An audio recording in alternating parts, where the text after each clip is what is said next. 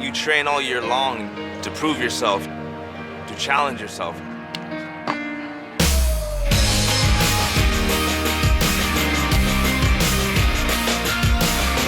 It's not a weekend job. Like being a ninja is a full-time job.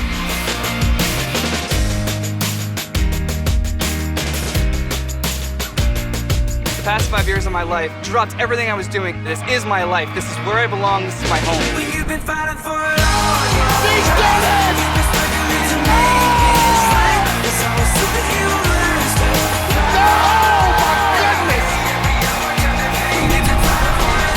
You gotta want it badly enough. Yes! There it is! Are you kidding me? Look at this! Decision to win, he's done it! I think one of the biggest motivators for me to complete this is making history.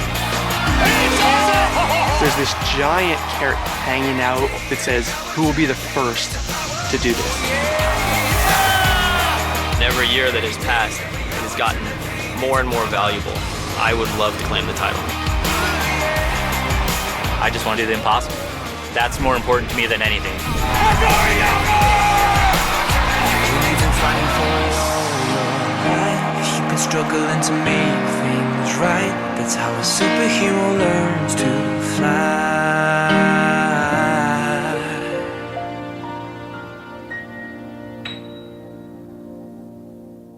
Welcome to the Las Vegas Strip, where the hottest ticket in town is here at Mount Midoriyama. Because this could finally be the night someone conquers the world's toughest obstacle course and becomes the first American Ninja Warrior. Hello everyone, I'm Matt Heisman alongside former NFL defensive end Akbar Gbaja-Biamila. All season long, we've said the Ninjas were more prepared and stronger than ever, and they proved it on a very challenging Stage 1 course as a record number hit the buzzer to move on to Stage 2. That's right, Matt. 38 finalists remain, and I believe that when it's all said and done, one of them is going to be $1 million richer. We're going to see the best of the best. Morosky, Stephenson, Rodriguez, Bull, and all the other great ninja names, each with a chance to make history tonight. Those 38 will start on Stage 2, a course so difficult, only 2 people finished it last season. Oh! Whoever survives then moves on to the Stage 3 course, which is so challenging, no one has ever finished it. Oh! If someone can do it tonight, they'll move on to Stage 4 and climb for $1 million. For more on this redesigned and even tougher Stage 2 course, let's go down to Kristine Leahy. Thanks, Matt. Stage 2 is made up of 6 brutal obstacles over water and blazing fires in every direction. It all starts with rope jungle. Competitors must swing through a series of ropes, both fixed and gliding, hanging above the water. The double salmon ladder starts the same as the one seen in city finals, but once you reach the 5th rung, you must swing across to another ladder and continue the ascent. Next up, it's the unstable bridge, which requires incredible grip and upper body strength as competitors traverse 2 boards suspended from above. From there, it's on to the butterfly wall. Leap from the platform, grab onto a giant rotating wall, and time your leap to a hanging rope to climb to the next obstacle. Roulette row requires exceptional forearm and grip strength. Competitors must swing on the off-axis hoops to get to the other side. If there's still time on the clock, they'll continue to the wall lift. Lift and duck under 3 walls of increasing weight at 66, 88, and 110 pounds. If they've done it in under 2.5 minutes, then they're moving on to Stage 3. Guys? Thanks, Kristine. This crowd is fired up, and this night is going to be something special. Kicking things off on Stage 2 tonight is JoJo Bynum, a software engineer from Cedar Bluff, Alabama. JoJo had an incredible rookie season last year, made it to Stage 2, but all anyone remembers is how it ended. These seconds are ticking away, and can't make the transition to the unstable bridge. It looks scary for a moment. Bynum can't swim and was so exhausted he could barely move. Luckily, he was okay minutes later. While JoJo is a good sport, and he laughs about it now, This year has his wife Camille here to watch, along with JoJo's mom and his aunt. All right, JoJo. So with $1 million up for grabs, here we go with stage 2. Remember, just 2 minutes, 30 seconds to complete this course. The clock will count down to 0. His first obstacle is rope jungle, which caused so many problems last season. Well, there are 10 ropes here. Some will slide and some are fixed. And let me tell you, you have to plot out a course here or you're going to get hung up and lose a lot of time. And he gets through rope jungle. Now heads over to the double salmon ladder. Okay, his aunt's going to sing him through the course. He can't fail now. Oh! What? Oh, that's all right. We love you, baby. JoJo in the water again. He's smiling, but you can see he's still holding on to the bar, still doesn't know how to swim. Well, I think JoJo got ambitious and tried to jump up 2 rungs at a time. His right side made it up, but the left side got caught on the lower rung, and that was it for JoJo. All right, he can't swim. He can't swim. Don't worry, we won't let JoJo drown. Oh, bless his heart. Our safety crew will help him get out of there. Be honest with you, I don't know what happened. Similarities just didn't work for me. Up next, perhaps the rookie of the year on American Ninja Warrior. This is 22-year-old Daniel Gill from Houston, Texas. The only thing more impressive than his hair is his speed on the course. He gives much of the credit to his mentor, Sam Sand. I started training specifically for American Ninja Warrior when I started working at Iron Sports Gym for about 1.5 years now. Pull up, let's go. Daniel Gill showed up to work in my facility, and all of a sudden he grabbed onto an obstacle, and he's got this natural ability. He's a monster. What I love about Sam is his passion into getting better, getting stronger, learning better technique. So I really look up to him as a mentor. And Sam Sand delivers! Wow! Come on! And he is blowing away their scores! You know, I want to make him proud. I'm going to give it my all, give it my best, and see where it takes me. And there's Sam Sand here to watch his prize pupil.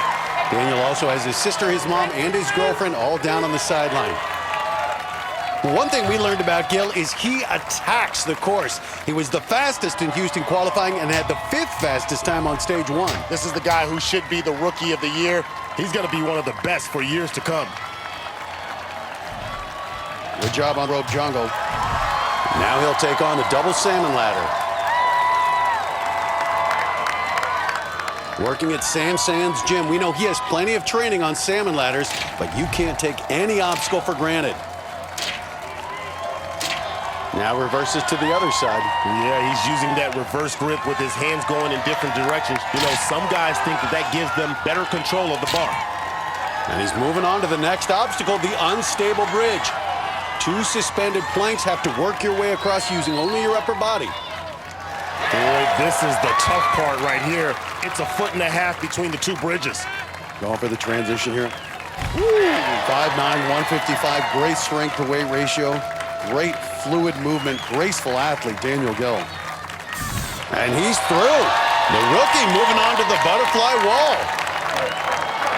Has to make a 6-foot jump to that rotating wall. And he's got it. Now has to wait, though, as the wall rotates back around so he can grab that rope. And he's got it. Well, he's going to have about a minute left for these final 2 obstacles. Has to get over the wall, and now he'll give us our first look at the new obstacle, Roulette Row. This is like the supersized version of the spin cycle we saw in Venice. 2 large metal hoops that spin in opposite directions. Yeah, he needs to be aware of the clock. Got to keep it moving. Made the leap to the first hoop now. Didn't make that transition, and he's hung up. Now he's got to try and generate some momentum. He's stuck right now. Oh boy. And you can see how unforgiving this obstacle is. This is the disadvantage of being first on a new obstacle. Hasn't seen anyone else try this yet. Boy, he's trying everything and anything to get some movement.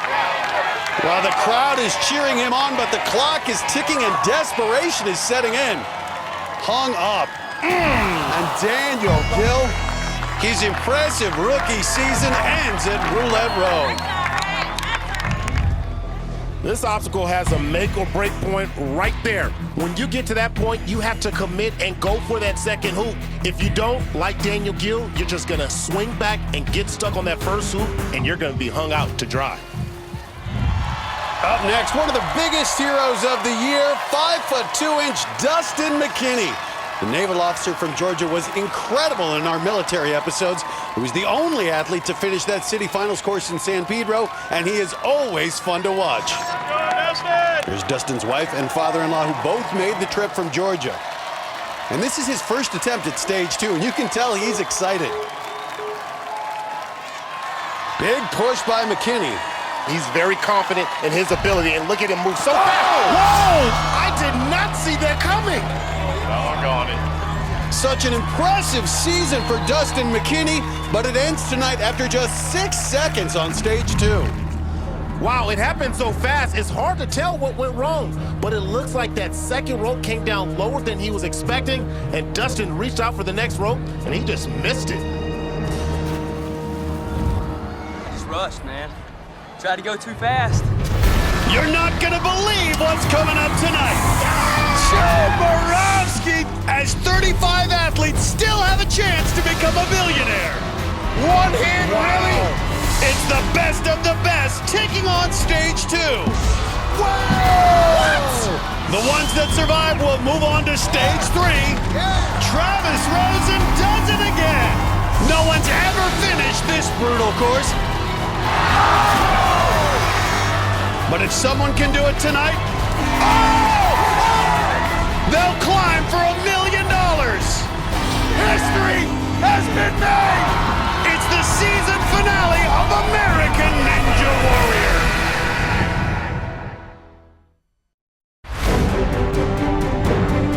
Welcome back to the season finale of American Ninja Warrior in Las Vegas. While we were away, 3 more athletes attempted to conquer stage 2. Kevin Klein came out swinging, but the Dallas Cowboys flag runner got tied up at Rope Jungle. This cowboy's riding into the sunset, and his night ended early. Oh, no! Ninja veteran Tremaine George got his first shot at stage 2. That is a beast body, look at him. But the man known as the Muscle couldn't muscle his way past the unstable bridge. Oh, no! Brandon Mears makes up the Towers of Power with fellow ninja Dan Palizzi. It's like the gym, right here. But the 6'5" firefighter also flamed out at the 3rd obstacle. Oh! Hands down, man down! On the 3rd obstacle right now, the unstable bridge, is Captain NBC Jamie Ron. The New Jersey gym owner is one of the most recognizable ninja competitors out there, but this is only the 2nd time he's made it to stage 2. Now he needs to transition to that 2nd board, and he's got it. Only the dismount remains. Now he can't forget about the clock. He needs to keep moving here. And he's through it. Here's Jamie's girlfriend along with his parents sporting the Captain NBC green wigs. And more than a dozen family and friends in the stands. It's a green wave out there. Now he's staring at the 6-foot leap to the butterfly wall. If I'm Jamie Ron, I'm exploding right now. Don't waste too much time. You don't want to have that pressure towards the end of your run. He's going to need to make this transition. Didn't make it on the first time. Precious seconds ticking away. Dismount right away. He's still good. Under a minute left. And now Ron moving on to Roulette Row. I like this. He's looking at it right now, trying to visualize his moves. Good leap up. Hello. Oh! It looked like he just missed that transition timing. Ended up hung up, reached out with one hand, but Captain NBC brought down to earth by the roulette. Well, Jamie Ron got a little further than Daniel Gill did. You see he rides the first hoop around and then goes for that second, but his timing was just a little off, and he comes up short. Up next, one of the breakout stars from this season, rookie Grant McCartney. He's a flight attendant living in Honolulu, Hawaii, and his success on the course has helped his family recover from a very difficult year. Last year when I lost my mom and my grandmother, I was in a pretty bad time. But this year, it's exciting. American Ninja Warriors opened a lot of opportunities for our family to be closer and have a good time together. And no matter what, if I win, fail, lose, whatever, we're all going to have a good time together.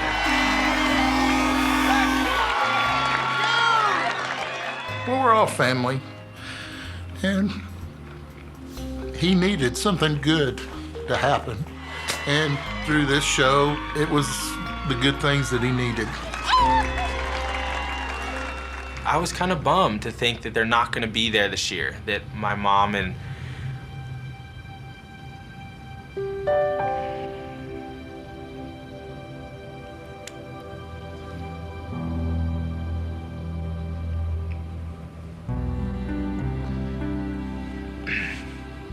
it's a sad thought knowing that my mom and my grandmother are not going to be there, that they're not going to be sitting along with my family. But then I remembered they probably have the best seat in the house. Getting the top of stage 4, I'll just be a little bit closer to him, I think.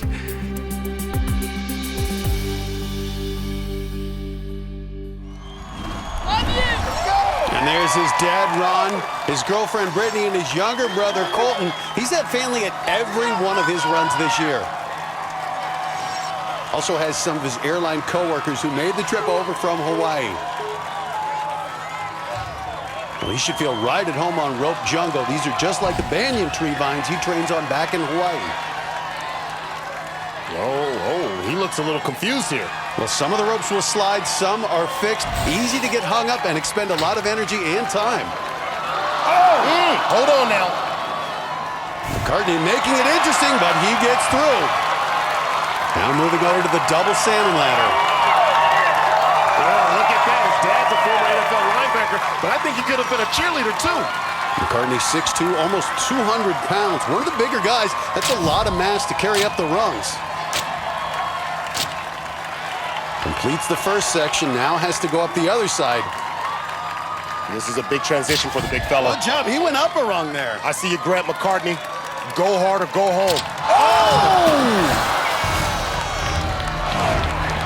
He seemed under control, but Grant McCartney's season ends at the double salmon ladder.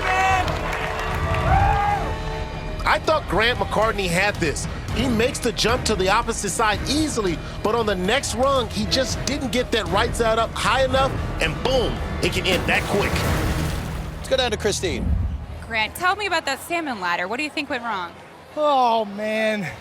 You're all nervous and your hands are all shaky. If you think it's easy, it's all the people get you all jittery, antsy in your pantsy when you get here. I mean, it's a good, that's what this is to me. This is a good time for my family. Well, speaking of your family, they're right here. They came to say hello. I want to bring your dad in. Your dad has been one of your biggest supporters. Dad, come on in. You don't need to cry. You should be so happy of Grant.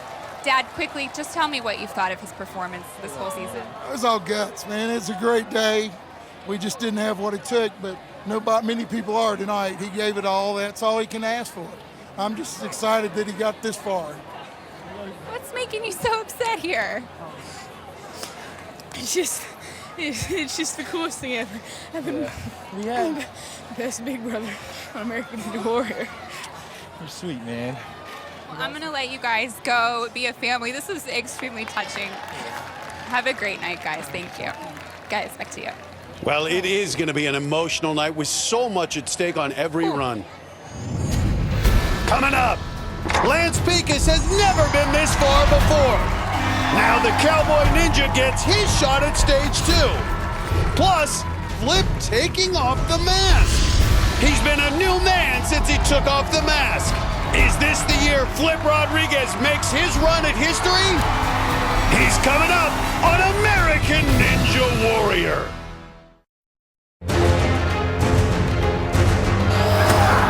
Last ball, 110 pounds, 2 seconds left. And he shows it. Moravsky, the first human to get through stage 2. That's what I'm talking about. That was Joe Moravsky's at epic run here on stage 2 last year. And now Joe is back. And he's with Kristine in the palm warm-up zone. Thanks, Matt. Joe, you have made it to stage 3 in every year that you've competed. How much would it mean to you to make it to stage 3 for a third straight year? It would be awesome. I know this course gets different every year, a little harder, but there's still a chance for me to make history if I make it through, and there's still a chance to win $1 million, which is great. Yeah, not bad at all. Yeah. Stage 2, very similar to stage 2 last year. How much confidence does that give you, knowing that you've conquered it in the past? It definitely helps, but I can't help to shake that sick feeling in my stomach. It's not really nerves, it's more just like that adrenaline pumping, because I've been on this course before, so I think I can do this. I'll be back in stage 3. Confidence is very good. Joe, best of luck to you. Thank you. Guys? Thanks, Kristine. Well, up next, this is Dan Yeager, a salon owner from Fort Collins, Colorado. Back at the Kansas City Finals, we told you about Dan's unique story. As a child in Korea, he contracted tuberculosis. His birth family couldn't pay his medical expenses, so they put him up for adoption. This footage is Dan walking off the plane as a 5-year-old to meet his new family in America. Dan grew up with that family, the Yeagers, in Colorado. And 27 years later, Dan has a family of his own. That's his wife, Sherry, their son, Conrad, and the man who met him at the airport all those years ago, his adoptive dad, Ray Yeager. Yeager was impressive in Kansas City, finished the qualifying course, then went out on the body prop in the city finals. And he's a 32-year-old rookie, had never done ninja competition before this year. Well, he's found a path through rope jungle. His wife Sherry pregnant with their second child, and they brought a big bunch of their friends over from Colorado. Now, the double salmon ladder. Been training with the Wolfpack, has tons of upper body strength.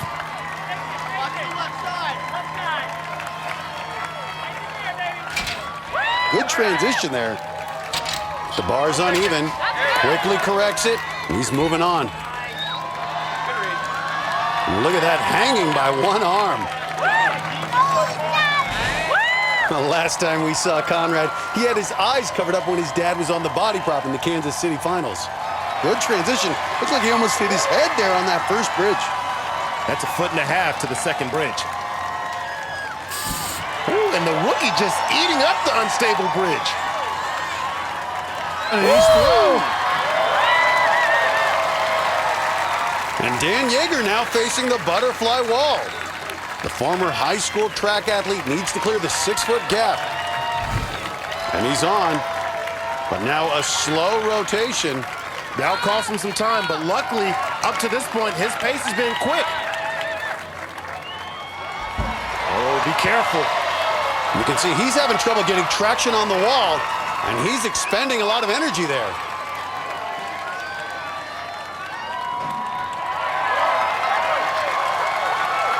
Now roulette row, which no one has figured out yet. You get one shot at the transition. Can Yeager, a rookie, pull it off? He's got to go for it. One continuous move from the first hoop to the second hoop to the landing. But he's got to go airborne right now. A little short. He's got it. Yes, Yeager. Oh, no! No! Oh! Yeager made the transition, but couldn't stick the landing. Unbelievable. Looked like he had it. Well, they're getting closer and closer on this obstacle. Dan Yeager made a great move from the first hoop to the second, but on the dismount, he comes down with 1 foot on the platform and can't hold himself up. Dan, you were so close on the roulette. Once you make it to that point, were you thinking, I got it from now on? I still had the dismount. I knew the dismount. I knew that getting to the second hoop wasn't going to be the problem. It was the dismount. The way it shoots you off in that circle, if you're not on the right arc, it's hard to hit that landing, and that was just a little bit off. All right, Dan, thank you. Thank you. Guys. Thanks, Kristine. Well, up next, a man who's trained with Dan Yeager. It's Ian Dory, who's also from Fort Collins, Colorado. This is Ian's second season making it to stage 2, but this year, he has new motivation. Oh, nice. He sticks the next landing. Got a little boy, Pax. He's 10 months old, and he wants to explore everywhere and grab everything. It's definitely a lot of responsibility. When I'm dad and I have my son, he trains with me. Hi. Pax is definitely a future ninja. He's got great grip strength, and I'll stick him on a climbing hold, and I'll let go. He'll hang for like 10 seconds or so. Oh my God. So it's probably in the genes a little bit. Good job, buddy. I keep a photo of my son Pax in my sock whenever I get nervous or stressed. He's my world, and to win the $1 million, he would be set. College fund, private school, preschool, I mean, it's everything. I'm gonna give it my best shot at being the first American Ninja Warrior tonight, 100%. Yay, grand champion! And there is Pax, along with Ian's wife and mother. And his other family is the Wolf Pack, the elite ninja athletes that train together in Colorado. Now I know why he always wears the high socks, so he can keep that picture of his boy in there. He's always been the quietest member of the Wolf Pack, lets his performance do the talking. Currently studying economics at the University of Colorado, and right now making a quick study of rope jungle, and looks like he's got it figured out. Did you see? He took the least amount of ropes to get through there. Dory moving on to the double salmon ladder. But already uneven. Quickly back on track. And he's not playing daddy to Pax, also works on the family farm back in Colorado. And Dory is country strong. Look at those arms. Last year as a rookie, nearly completed stage 2, went out on the second to last obstacle, the metal spin. This year, roulette row takes its place. He's having some trouble here with the double salmon ladder. I don't think it's trouble for Ian Dory. A little stumble, but not a big deal. Now on to the unstable bridge and shaking out those forearms. You know, the thing about stage 2 is there's no break for your arms. You go straight from the salmon ladder to the unstable bridge. That second bridge only secured by one chain on either side. Takes perfect timing to land it. Wow, strong transition. Get to that point, get to the edge and get off. While the clock is ticking, he still has 3 obstacles to go, and a little over a minute, Akbar. Needs to have some urgency to it as he shakes out his forearms. You don't want to get to the point where the time is ticking down on you. Gonna need to make this transition right away here. He held on with his elbow. And he did it. Good job. Hey, you know, see, look, you get off that butterfly wall, you make that transition onto the rope, so you save yourself time in the end. And now roulette row. No one has made it past this obstacle tonight. Well, at least Dory got to see a few others try it. The good ninjas learn from watching others. That is a huge jump. Nice. Holding both hoops. Now the dismount. And he's through. He's got 22 seconds. That's 66 pounds, 88 pounds. Bend your knees. 110. And Dory. And there it is, the normally quiet man with a raging yell. The first to hit the buzzer here on stage 2. Well, and Dory tried something we haven't seen, and it works. He stops himself right between the 2 hoops, one arm on each of them. That allows him to slow his motion down for a perfect dismount. Hitting that buzzer made Mom and baby Pax proud. Well, only 2 athletes completed stage 2 last year. Perhaps Ian Dory's finish is a good sign for the others. Right now, he's down with Kristine. How did you complete this course tonight, the first person to do it? Well, I just stayed focused, looked at each obstacle one at a time. Last year I fell on stage 2, and this year I conquered it, so I feel like $1 million. Ian, I'm gonna let you catch your breath. We're gonna see you back here, stage 3. All right. Thank you. Guys, back to you. Coming up, Brian Arnold's been closer to winning it all than anyone else. Oh my goodness, literally feet away. Can he be the one to make history tonight? Plus, can the comeback continue for Brent Stephenson? He's back! His run coming up on American Ninja Warrior. Watch the transition here, has to clear a 2-foot gap. Oh! Unbelievable! Brian Arnold misses on the transition to the unstable bridge, and the man who has made it farther at Mount Midoriyama than any other goes out on stage 2. Well, that was last year, and now Brian Arnold is back. The stay-at-home dad from Brighton, Colorado holds the distinction of getting closer to stage 4 than anyone else. Put a lot of pressure on himself to win that $1 million prize. And there's Brian's family along with fellow Wolfpacker Noah Kaufman.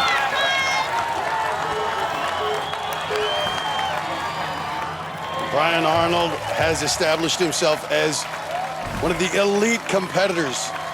2 years ago, set the standard at Mount Midoriyama, coming within a few feet of completing stage 3. Last year in the team competition, the first American ever to complete it. Last year in this competition, wasn't able to make it to stage 3, but he's made no excuses. You know, excuses are useless, results are priceless, and that's what he's going for. He's looking to have a dominant performance here on stage 2. Well, credits the Wolfpack for his training, but says he wants to give the real credit to his girlfriend, Shonda, who supported him as he's quit his job to pursue American Ninja Warrior full-time. This is the obstacle that took him out last year. Oh, I think he may have hit his head on the board. Will he make the transition he couldn't do last year? He's got it. Brian Arnold looking solid. And he's past the unstable bridge. Well, that's got to be a relief. But no time to enjoy it. The clock keeps ticking. 5'11", 165. This is a guy who can do a one-handed, one-pinky pull-up. Legendary grip strength. Well, he's going to need this big grab here. Good lead. Oh, but misses the rope the first time around. Now has to wait. Only a minute left, and he's got roulette row ahead. The roulette has been the obstacle that has separated good from great. It's not just about the leap. You have to make that transition, and you get one shot at it. Can Brian Arnold do it? There's his buddy Ian Dory, the only one to make it past this obstacle so far tonight. Don't overthink it, Brian Arnold. Just swing like Tarzan. It all comes down to this moment right here. A good lead. And right. No! He missed the transition. Can he find the momentum somehow? Oh, Matt, this is in trouble. You got it. Come on. Trying to move, but as he spins, that wheel spins with him. It is going to take some superhuman effort here. If anyone can do it, it's Brian Arnold. Come on, Brian. Brian Arnold, only a miracle can take him to the second roulette. How unforgiving as the clock is sounding. Oh, Matt, I can only imagine the sound that's going through his head. He'll hear this sound forever. Okay, Brian. That's how tough roulette row is. It just took out one of the all-time greats. There's a crucial moment on this obstacle right there. He's got to go for the second hoop, but Brian Arnold pulled back his arm and didn't commit, and he could never recover after that. He's standing by with Kristine. Brian, can you take me through kind of what thoughts you're having right now? Well, I can't believe I messed up on something. It was really easy. There's a lot of training every year to just get to this point, and it's frustrating. So I'm still coming back. I'm not gonna be able to put the time that I put into it that I do right now. Brian, thank you. Thank you. Guys. Thanks, Kristine. Well, up next, the Tennessee trader, Travis Rosen. The stock trader from Franklin, Tennessee, has competed 6 seasons, and this is his 5th trip to stage 2. In fact, there's not much he hasn't done.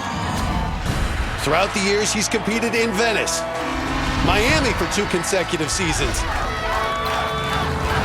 St. Louis, and Orlando. Look at this! Remarkably, he's made it to Mount Midoriyama every year he's competed, garnering 3 stage 2 appearances. That's what I'm talking about! And a shot at stage 3. Will he find the strength to finish? Wow! And to add to that incredible track record, Travis was chosen to represent Team USA in consecutive seasons. And in last year's USA versus the World competition, he was the first American ever to take on stage 4.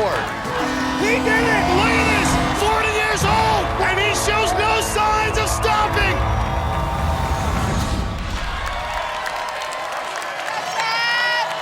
There's his wife, Carrie, and their 2 kids ready to watch Daddy once again.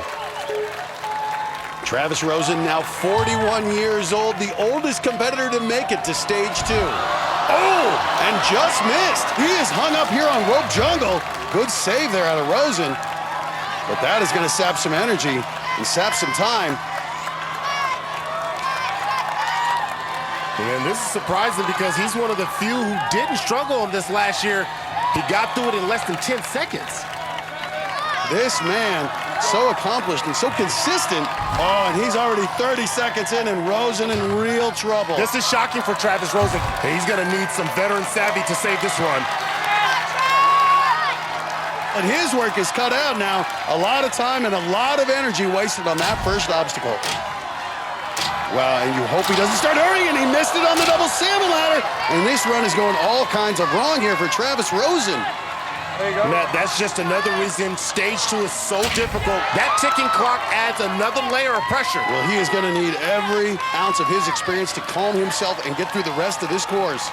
He's struggling. And you can see it in his face. He's fighting for every inch. Well, this is a T1 gymnast, excellent body control. Oh! And that is shocking. The 41-year-old Travis Rosen goes out of the unstable bridge, but it was rope jungle that ended that run. You're right, Matt. Here's where it went wrong. As he reaches for a rope and missed, that sent him into a tailspin. It took him more than 30 seconds to find another path to get through. By the time he reached the unstable bridge, his arms were done. Let's go down to Kristine, who's standing by with Travis. Travis, I know you got really stuck up there on rope jungle. How much do you think that cost you here? I definitely got really tired from that. Thought I had a pretty good technique that would help me go through even faster, less energy. But it backfired, and then I got stuck. Wasn't able to overcome. Travis, I know you've thought about maybe hanging it up after last year. You wanted to come back. What are you thinking now? It's too soon to say. I'm going to want redemption for sure. You know, we have these setbacks we have to overcome. All right, Travis, I appreciate you talking with me. Thanks. Guys. Coming up. Let's go! He's coming for the mountain. Can the fiery Ryan Stratus conquer stage 2? Plus, he may work as a busboy, but he's a rock star on the course. Look at the confidence. Isaac Caldiero coming up on American Ninja Warrior. Welcome back to the national finals of American Ninja Warrior. While we were away, 3 more athletes got their first shot at stage 2. Neil Crazy Craver entertained us all year with great runs and even better shorts. Keep going, Crazy Craver. But the North Carolina artist's magical season ended at the double salmon ladder. No! Maybe you can't stop Crazy. In his 6th season, Las Vegas resident Dustin Rocco earned his first trip to stage 2. Does it? But the CPR instructor went code blue at the unstable bridge. Oh my goodness! He'll know that one tomorrow. Brian Wilczewski, younger brother of Ninja veteran Chris Wilczewski, keep the breathing, looks strong in his stage 2 debut. Got it. Yeah! But the mechanical engineer couldn't figure out roulette row. Oh! Just couldn't hold on.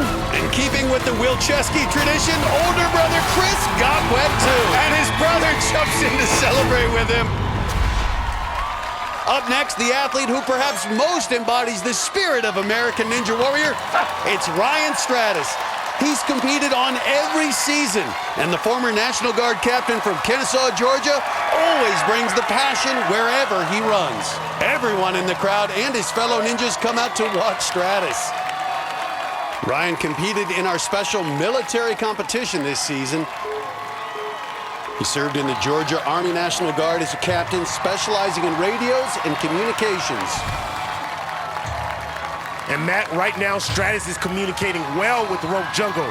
He picked a path and is wasting no time moving through it.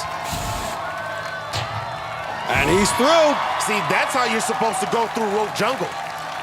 Got it, Strat. Now the double salmon ladder. This is his 3rd time making it to stage 2. Last year, he was eliminated on the 5th obstacle.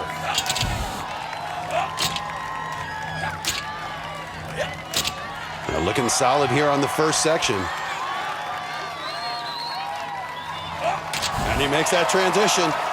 5'10", 145. Oh! And just like that, the veteran Ryan Stratus out on the double salmon ladder, and that is going to haunt him. Stratus just rushed it. He didn't get that right side up high enough and just missed the rung. And just like that, Ryan Stratus' season is over. And he's standing by with Kristine. Ryan, the salmon ladder is something that you practice all the time. Why do you think something was different tonight? I just rushed. I should have stopped my swing before trying to go up that next rung. It just kind of popped out and sent me to the bottom. Thank you. I know. Guys. Thanks, Kristine. Well, our next competitor went down on the salmon ladder last year. This is Caldiero. He's one of the top rock climbers in the world, but he also works as a busboy, which is fitting with his unique take on life. I was born in Salt Lake City, Utah, and raised in Orem, Utah. From a very young age, I instantly knew school was not for me, but I would literally just sit and daydream about being outside and being active nonstop. My sophomore year, I tested out of high school and started attending the Church of Rock.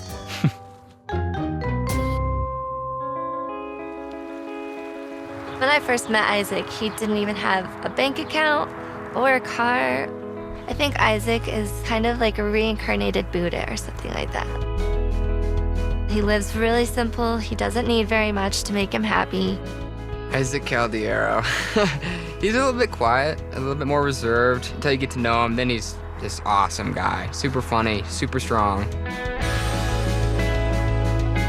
Right now, I'm a busser at a really cool upscale restaurant in Boulder, Colorado. So it kind of works out perfectly because it's based off of seasons for me. I can't climb that much in the summer times. It's really hot, so I've dedicated that time to work. You know, whenever I can get time off, I'll go train, whether it's on my own, with the wolf pack, or just going and climbing. I feel like the biggest plus to my lifestyle is true freedom. You know, I don't have anything that's holding me down or tying me down, and it's just the ultimate to me.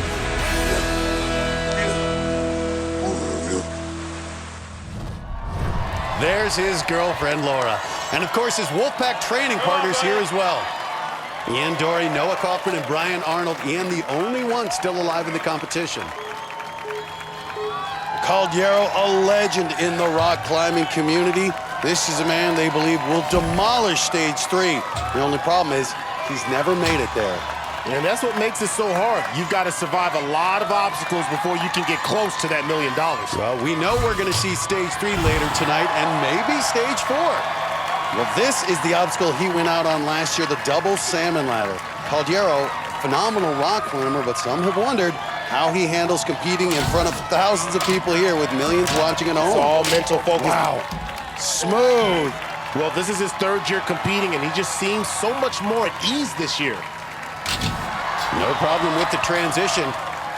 This obstacle got him last year, but not tonight. Now on to the unstable bridge. Good transition. This guy's upper body strength is remarkable. 5'10", 155, good reach, great strength to weight ratio. Good progress here. Makes the dismount. Responding to the crowd. He's a fan favorite, and he's been having fun with them all year long. And now the butterfly wall. Did not make it this far last year, so this is his first attempt. Good leap there. That's a smart transition. Great transition. And now once he gets over the wall, we've got another showdown with Roulette Row. Boy, and he got here so fast. He can take a moment to catch his breath before the final 2 obstacles.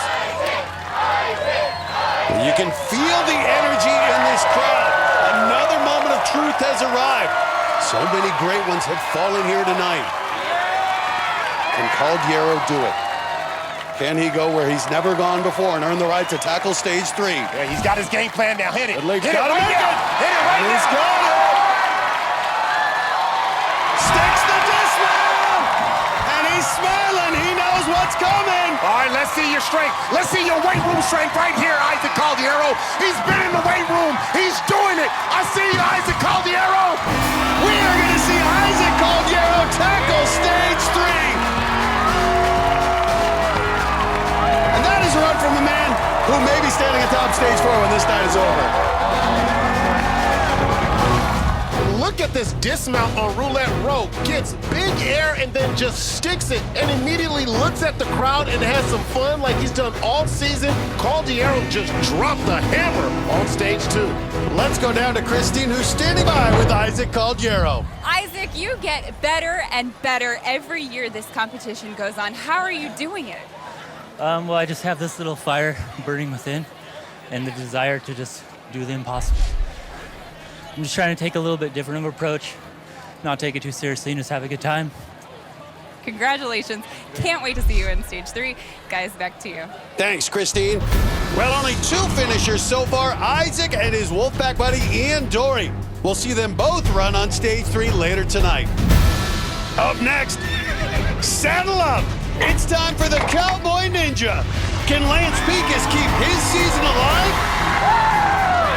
Plus, Kevin Bull can make magic on the course. That's what I'm talking about! But can he make it to stage 3? He's just ahead on American Ninja Warrior.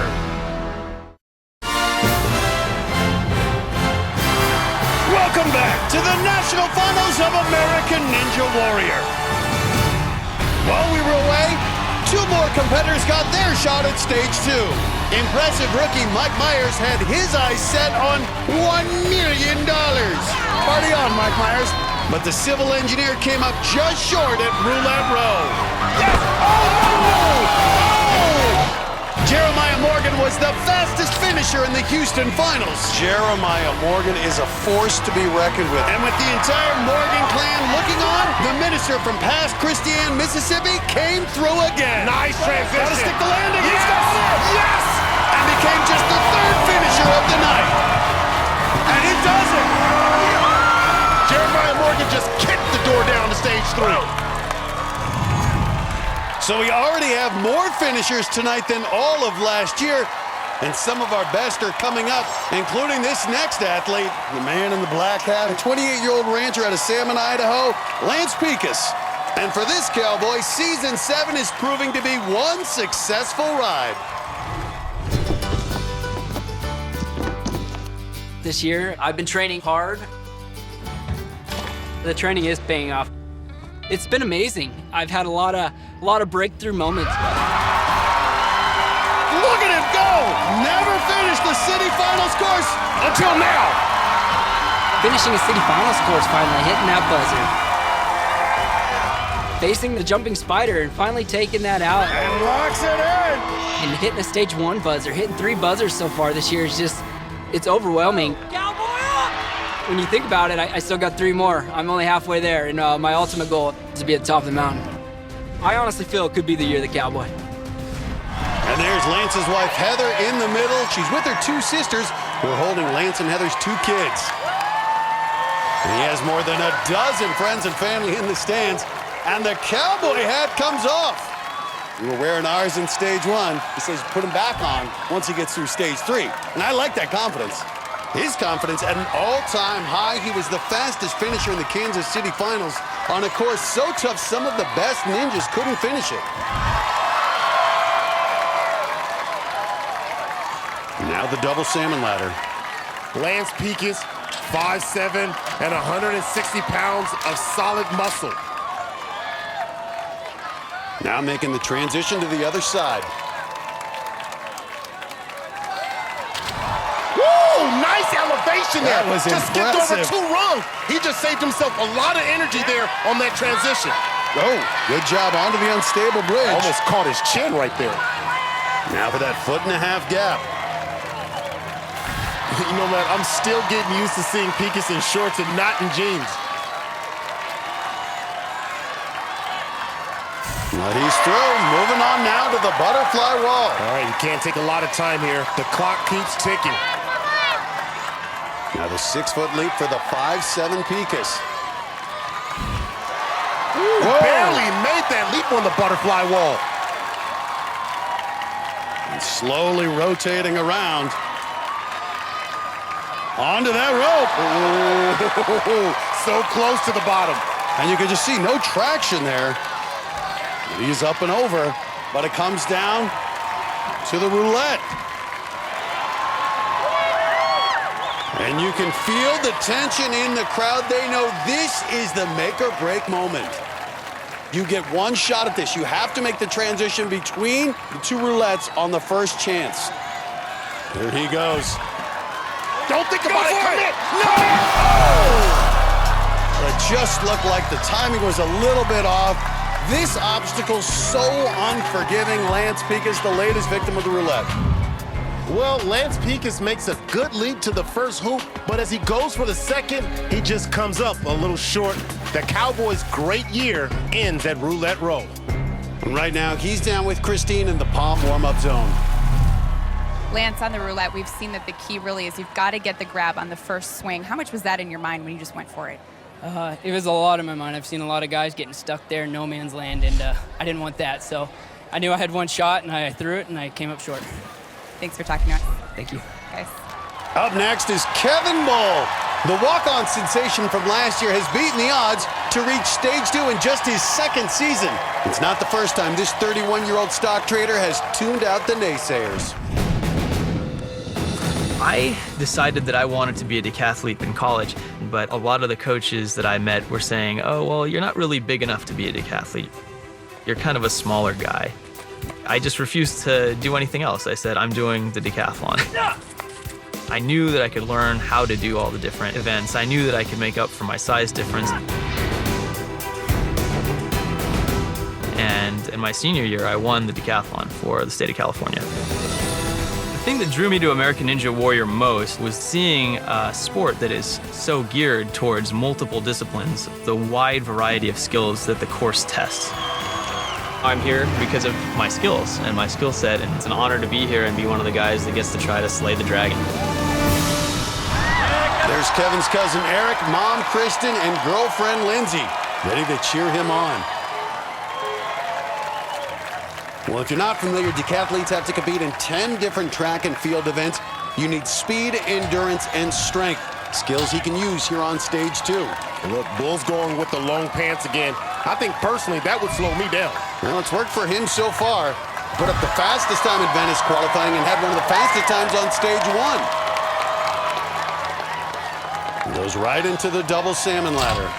For 5'10", 155 pounds, Kevin is lean and has excellent upper body strength. Well, quickly through the first 4 rungs, now making the switch. And Bull skips a rung. Well, this stretch of the course is all arms. There's no relief, and Kevin is working to get through it as fast as he can. Nice to make the move to the second bridge. You can see him building up his swing. And he's got it. And boy, the Bull is gaining momentum here. Makes the dismount. Moving on to the butterfly wall. And his track background can help him here. Good body control. The clock is moving, but he should have plenty of time to catch his breath for Roulette Row. Bull saw the very similar spin cycle obstacle in Venice and got through it both times he faced it. Well, we all remember the upside-down flip on Cannonball Alley last year. I want to see that same type of magic here on the roulette. Well, this is it. One shot. This is the obstacle that has separated the good from the great. Well, I can respect a man wearing a buckle belt. I haven't seen that in a while. Good leap. Got to go for it. Rock it. And he's got it. You can rock the buckle belt. You can rock the roulette. Oh! That's okay. There's that magic! That boy's got that magic! I don't know how you do it! The running of the Bull continues! Kevin Bull is going to stage 3!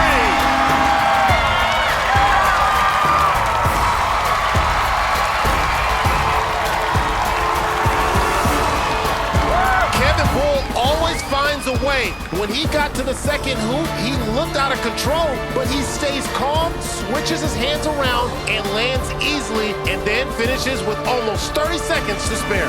Let's go to Kristine.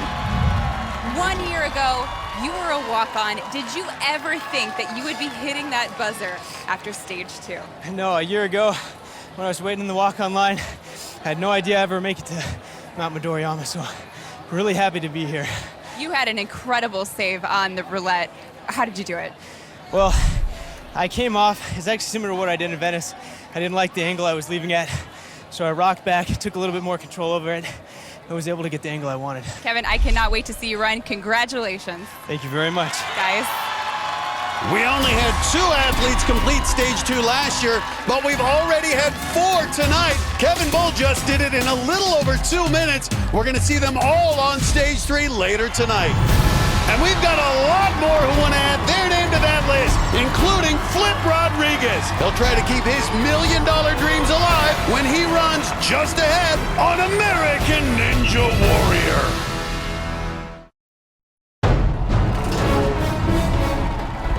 Welcome back to Las Vegas in the national finals of American Ninja Warrior. We're more than halfway through stage 2, and Akbar, one obstacle in particular is proving to be the difference maker. And that obstacle is none other than roulette row. This obstacle has been crushing dreams all night, and while we were away, it took out 2 more veteran ninjas. And he's up. First, it was Washington, D.C. fireman Mike Bernardo. The clock ticking down. And then Utah businessman Carson Voiles. Of the 13 athletes who've reached this obstacle, only 4 have gotten past it using very different techniques. Good leap. There's the Tarzan approach, where you swing through in one continuous motion. That worked for Jeremiah Morgan.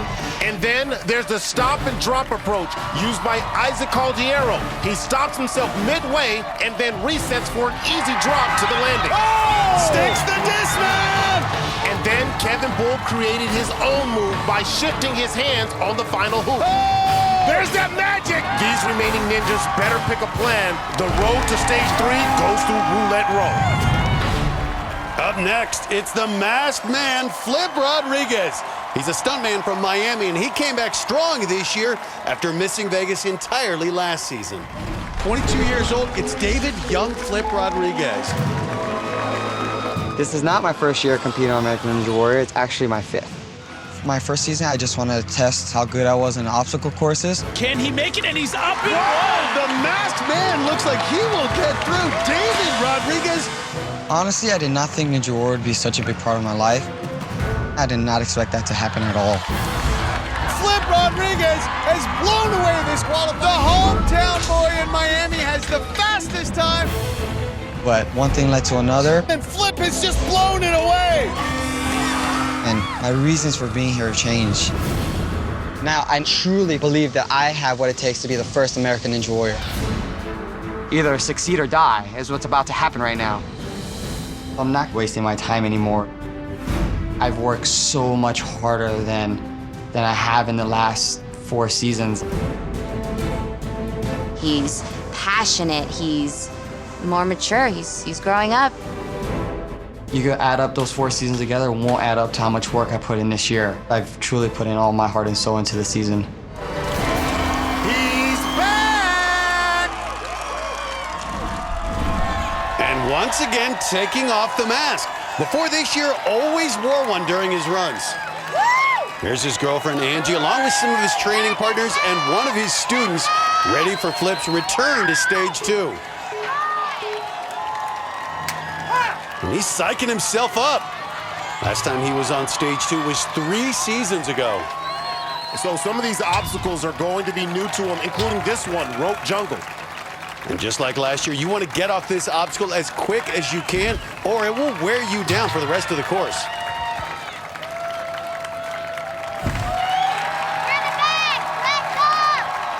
Moving on to the double salmon ladder. This is one of the obstacles he spent a lot of time training on this year. He is truly a man on a mission, getting rid of that familiar mask. Long and lean at 5'10", 156 pounds. His grip will be put to the test on the next few obstacles. Bar uneven there, but able to move on to the unstable bridge. The first bridge more stable, anchored on 4 chains. The second bridge only has 2, much more difficult. Makes the transition. At this point, the arms are burning. You just want to get down to your feet as fast as you can. And he does just that. Moving on now to the butterfly wall. This marks the farthest he's ever advanced on stage 2. Makes the jump, but he'll have to go around for another rotation. Oh, and it's eating up time. He's down to 1 minute. Makes it onto the rope. And this is going to set up another showdown with Roulette Row. He needs to pick it up, though. Ideally, you want to have about a minute when you're looking at Roulette Row. And once again, the crowd comes to its feet. Can this Ninja superstar make it past this brutal obstacle? Matt, you want to see the agility on display? Watch Flip Rodriguez put it here. All right, here you go. Commit to it and flip mode. Flip mode, yes! He's got it. Oh, but can't stick the landing. It's okay. Great recovery, great maturity out of Rodriguez. We saw Kevin Bull recover from this spot. Can Flip do it too? Okay, come on, Flip. Come on, Flip. It's so hard. You can see your momentum going. Come on, Flip. Off kilter. Frustration building. Don't let it, don't. No! No! Didn't even attempt the landing. Surely he could have figured it out. Well, Flip had chances on the first swing. He's near the landing pad. Should have gone for it. Second swing, also close. But with every swing after that, he got further and further away. Couldn't build up any momentum after that. Well, right now, he's standing by with Kristine.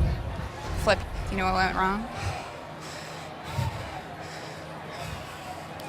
Oh, I don't know. Part of the game happens.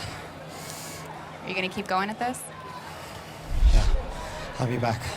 All right, Flip, we're going to let you kind of cool off a little bit. I know this is very hard for you. Guys, back to you. Well, he worked so hard for his comeback this year, and he had a strong season, but once again, the year ends in heartbreak for Flip Rodriguez. Coming up, he's had a breakout year. Britten's got talent. But is Geoff Britten ready to handle stage 2? Plus, he's never fallen on a stage 2 course. And he does it! That's what I'm talking about! Joe Moravsky tries to keep his streak alive on American Ninja Warrior. Welcome back to Las Vegas and the season finale of American Ninja Warrior. While we were away, 3 of our most memorable athletes got their shot at stage 2. Exterminator Pavel Fisuk added to his collection of starting line selfies. A moment to remember, Akbar. But his surprising season was wiped out 2 obstacles later. And the Exterminator exterminated on the double salmon ladder. Corrections Officer Anthony Scott overcame 2 years of disappointing falls to make it to Vegas. But the Human Panther had another heartbreak tonight on the unstable bridge. Fan favorite Abel Gonzalez had great hands on the butterfly wall. Ooh. A great save on the rope. And Roulette Row. Oh! Then raced to his first ever buzzer on stage 2. I see you. We are Abel. Up next is a guy whose ninja stock is on the rise. This is Geoff Britten, a sports cameraman from Olney, Maryland. He competed last year, but was kind of under the radar. This year, everyone's talking about Popeye. I am a professional cameraman. I'm usually on the other side of the lens. You can find me there almost every night of the week. I film baseball, hockey, basketball. I even do football. I probably train the least of any of the top guys. A lot of these guys don't have families, don't have kids, don't have houses. I'm jealous of them. That's how I was when I was in my 20s, and I could train all the time. Now I'm in a position where I can't do that. Doesn't work on Dad, but it works on you. He's just this normal guy. He's a normal dad. He's a husband. He works a lot. But he has this strength that I really believe the Pittsburgh Finals course really brought out. Oh my goodness! Look at that! That looked like a stroll through the park, Akbar. Well, we heard him say it would be a cakewalk, but wow! I'm still very, very new to the game. Last year I came out in my rookie year and I earned my finisher's badge, goal 1. This year I came out, earned my finisher's badge, goal 2. Goal 3, go to Vegas and beat it all. And once again, all the women in Geoff's life are here. His wife, daughter, and mom. And there is a big crowd of Britten supporters in the stands. Let's go, Geoff. A lot of his fellow ninjas want to see what Britten can do. They call him Popeye. He has forearms that are the same size as his biceps. His grip strength is legendary. And he showed off those arms in Pittsburgh, had the fastest finish on that nearly impossible finals course. And he's through rope jungle. Britten started this season as a relative unknown, but his runs this year have been must-see TV. Well, we've seen the tape. He can do a salmon ladder with one arm. You know how hard that is? Now ready to transition to the other side. Oh, he just jumped up 2 rungs. Wow, Britten looking powerful. He's not making any pause or breaks here. Well, this is as fast as we've seen anyone get to this point. Well, what's amazing is this guy's a cameraman at sporting events, but he may be a better athlete than some of those guys on the field. He's now facing down the butterfly wall. Again, that's a 6-foot jump to the wall. Woo! Good leap there. Couldn't make the transition. And now he is stuck as a slow rotation. And that slow rotation makes you grab, and it's zapping his energy out the longer he's grabbing onto that wall. Look at that rope climbing strength. Oh, using that forearm strength. That forearm strength is what got him up that rope. Good job, Geoff. And now the make-or-break obstacle roulette row. And the crowd on its feet to see if the sophomore sensation can do it. You have to ride it. Ride that first wheel to the second, and you get 1 shot at this obstacle. Matt, well, he's got time in the bank.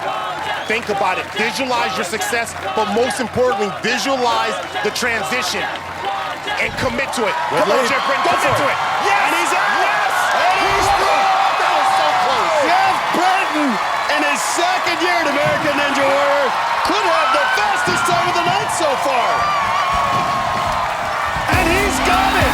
Geoff Britten moving on American Ninja Warrior. What a run out of the cameraman. On to stage 3. Woo! Popeye just dominated this course. Well, he just made roulette roll look easy. Check out how he keeps his hands on both hoops to slow himself down and makes a 1-arm dismount. I'm gonna say it again, Britten's got talent. Geoff Britten, a phenomenal run. Right now, he's standing by with Kristine. Walk me through the emotions you're feeling right now. Feels amazing. That is exactly what I came here to do. I get to go play on like the greatest adult playground that's ever been built. I'm so excited.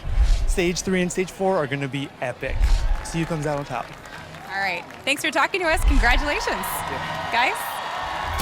And that run gives Geoff Britten the fastest time tonight so far on stage 2. And we're on a record pace for finishers. The all-time high is 7. We've had 6 complete the course so far, with some of our best still to come.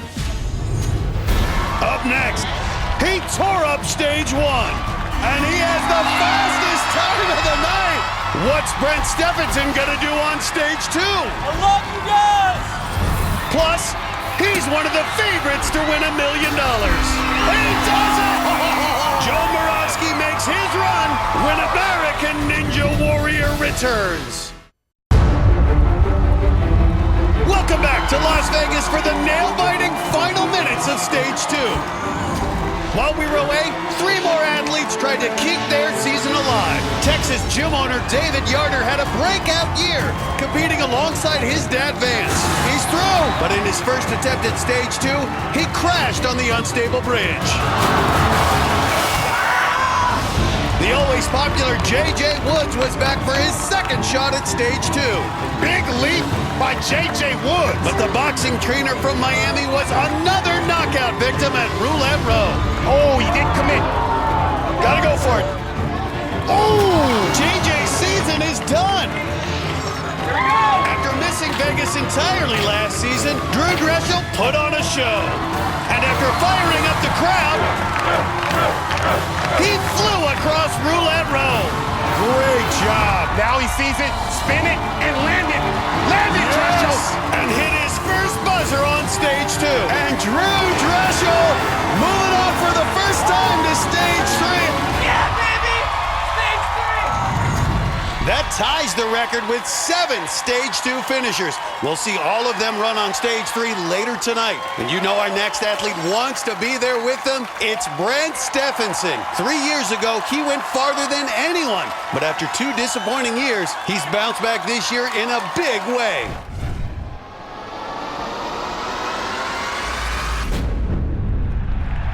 Brent Stephenson has done it! He has just made history.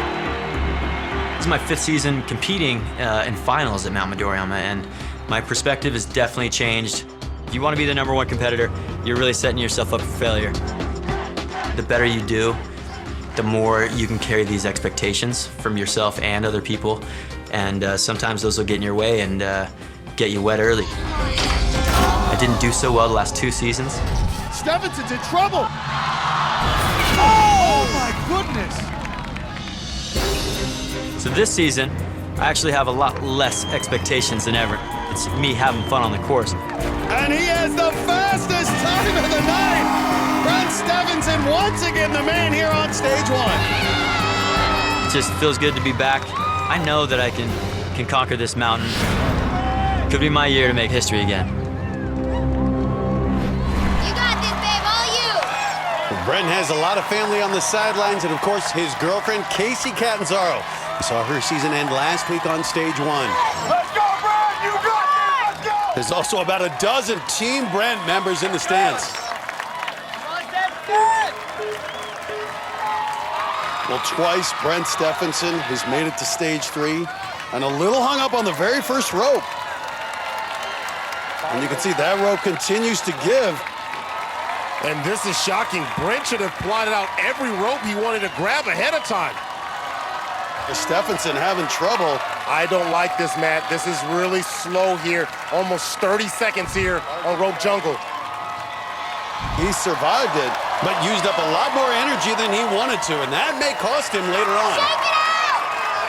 Shake it out! Yeah, he can't take time to rest. That clock is ticking. We're going to try to make up some time here on the double salmon ladder. And making the transition to the other side, but he's taking his time. And he's right up. Of course, last year he had to sit on the sidelines as Casey Catanzaro made history. This year, Casey supporting Brent as he hopes to make it back to Stage 3 for a throw. Can make the transition.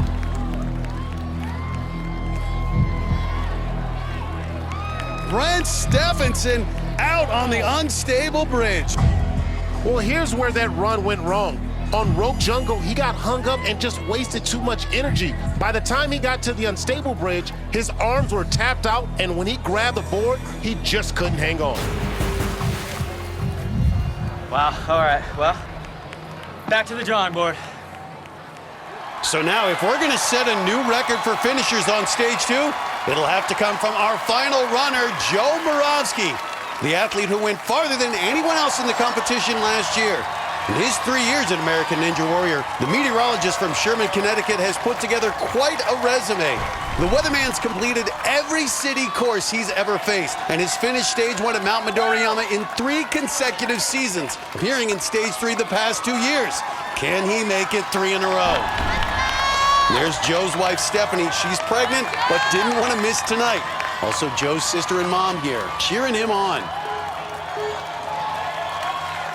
At 5'10", 164, Moravsky, not the most physically intimidating athlete, but do not underestimate his strength. But more importantly, Akbar, I think what makes the weatherman great is his mental fortitude. Well, his mental fortitude, and it's going to be important for Joe Moravsky here not to be intoxicated by his own greatness. He expects to be climbing Stage 4 for $1 million tonight, but first he's got to get there. Now the double salmon ladder. You can see on his shirt, that's Stage 4. That's where he plans to be tonight. Now making the switch to go up the other side. He just jumped up 2 rungs. And now quickly right into the unstable bridge. You know, remember, he's never fallen on Stage 2, never fallen on any course except Stage 3. That's amazing consistency. This gap, 1.5 feet. Nice. Came in this season as the favorite, and he has withstood the pressure. Well, he says the thing that motivates him is the chance to become the first American Ninja Warrior. This guy's such a nice guy, but the competitive fires burn bright in him. Moravsky on to the fourth obstacle. Needs a big jump here. Woo! Airborne!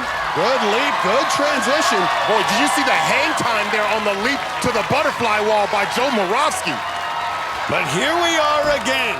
This is where so many runs have ended tonight. Roulette row.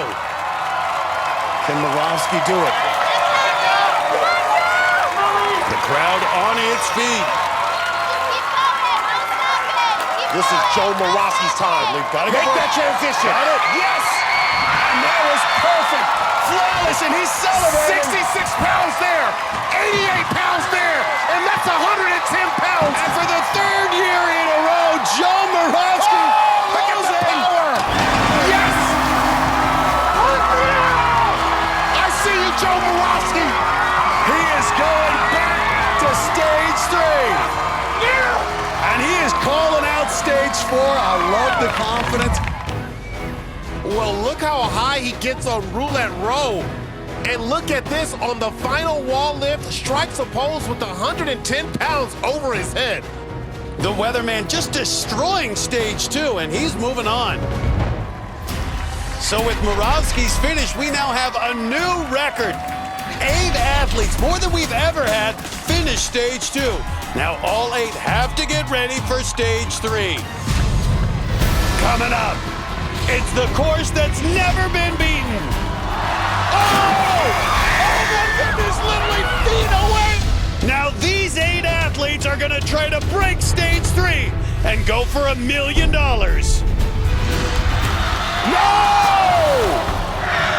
A run in history is just ahead on American Ninja Warrior.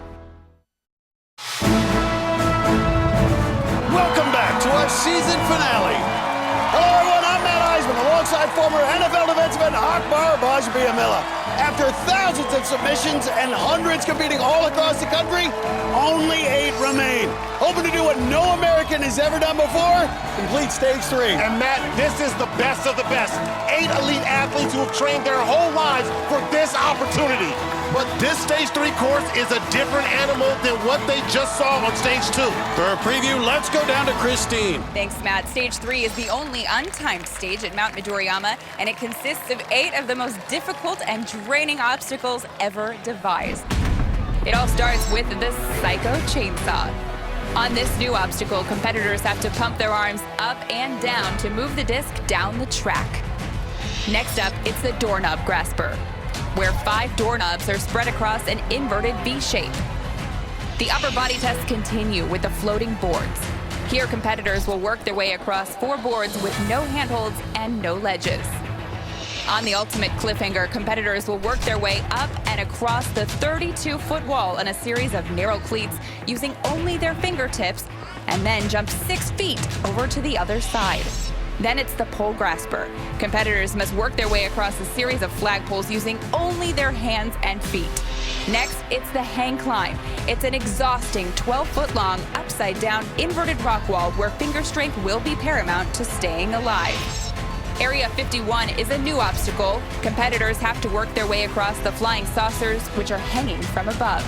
And finally, the flying bar. It's a horizontal version of the salmon ladder with 12-inch ledges spaced 5 feet apart. And if you make it through, you'll be the first ever American to advance to stage 4. Guys? There is an electricity in this crowd. We've already made history by having 8 athletes make it to stage 3. What else are we going to see tonight? Starting us off on stage 3 is an inspirational athlete out of Edinburgh, Texas. It's 31-year-old Abel Gonzalez. This is a guy who started in the walk-on line last year, now on stage 3 with $1 million within reach. Has his brothers here along with 24 other supporters, all wearing those We Are All Able t-shirts. And here we go. The first athlete on stage 3, and it begins with this new obstacle, Psycho Chainsaw. Has to pump those handles back and forth across 8 feet of track. And this is gonna wear out the biceps for the other obstacles. The key is to have a smooth, fluid motion that'll move it down the track quicker. And he's through it. Now onto the Doorknob Grasper. We had this here last year. The first 3 knobs do not move, but the last 2 will turn, making them more difficult. And they're 30 inches apart, so it's not an easy reach. And you can see Abel's fighting it right now. And he's made it. Remember, stage 3 is so difficult, there is no time limit.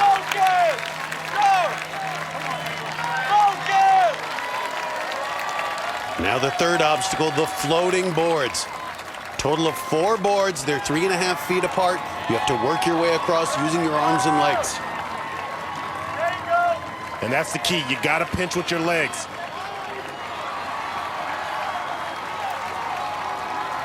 Abel's the first of 8 to take on stage 3. Last year we only had 2, and one of them, Elliott Hall, fell right here on the floating boards. He's locked in. Whoa! That's a good fall. That's a good fall. Well, it's hard not to be impressed by Abel Gonzalez. He adopted and helped raise his younger brothers. He built a ninja course in his hometown and has made it his mission to make South Texas healthier. Now here he is on the 4th obstacle, the ultimate cliffhanger. This has been a stage 3 mainstay, and historically, this has been a ninja killer. And it's even tougher this year. The ledges are in smaller pieces, and if you do make it to the end, you have to jump to the other side. And this is a difficult move, going up 2 feet. Oh! Another impressive year from Abel Gonzalez, but his dream ends tonight at the ultimate cliffhanger. All those early obstacles wear you down, and Abel couldn't muster the strength to get up to that top ledge, coming up just a few inches short. Now he's standing by with Kristine. Abel, at what point were you starting to feel gassed out? Honestly, since the beginning, I kind of got worn out with stage 2, and just probably should have worked on my endurance a little bit better, but I'm very happy with my performance. I just want to keep on going. I know you have a lot of fans out there. Love your message. What do you want to say to them right now? I mean, you're going to fall. Just keep trying, keep going, believe in yourself, and do whatever it takes to better yourself. All right, Abel, thank you so much. It's been an honor watching you. Thank you. I appreciate it. Guys, back to you. Thanks, Kristine. Well, 1 down, 7 to go on stage 3. But up next, it's Kevin Bull. And it is amazing to see how he's gone from unknown walk-on to superstar in just 2 years. It's been a wild ride since I first started my American Ninja Warrior journey. You know, I started as a walk-on. I had to sleep out in front of the course for a few days just to get a chance to run. Bull ready to take on the dreaded Cannonball Alley. Cannonball Alley brought me to the forefront because of the originality of the maneuver. He's going to go for the dismount upside down. That's what I'm talking about. And today I'm here at the second to last stage of Mount Midoriyama, and it's really been an amazing ride.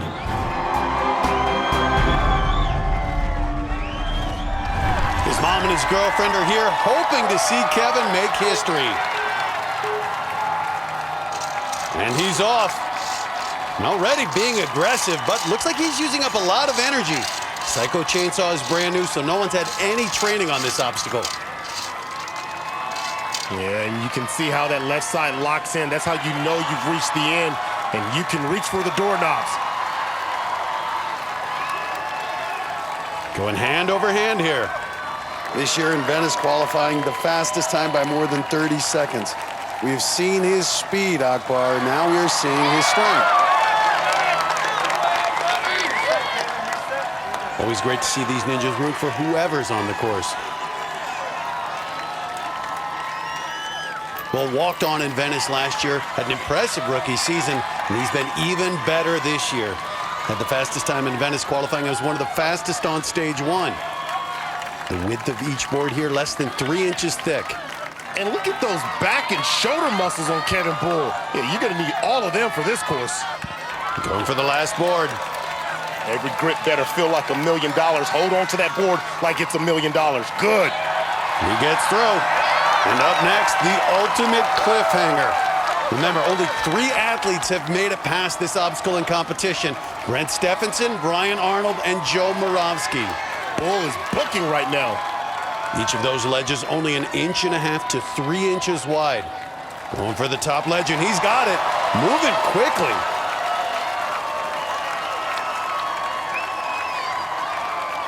It's tricky to reach down, though.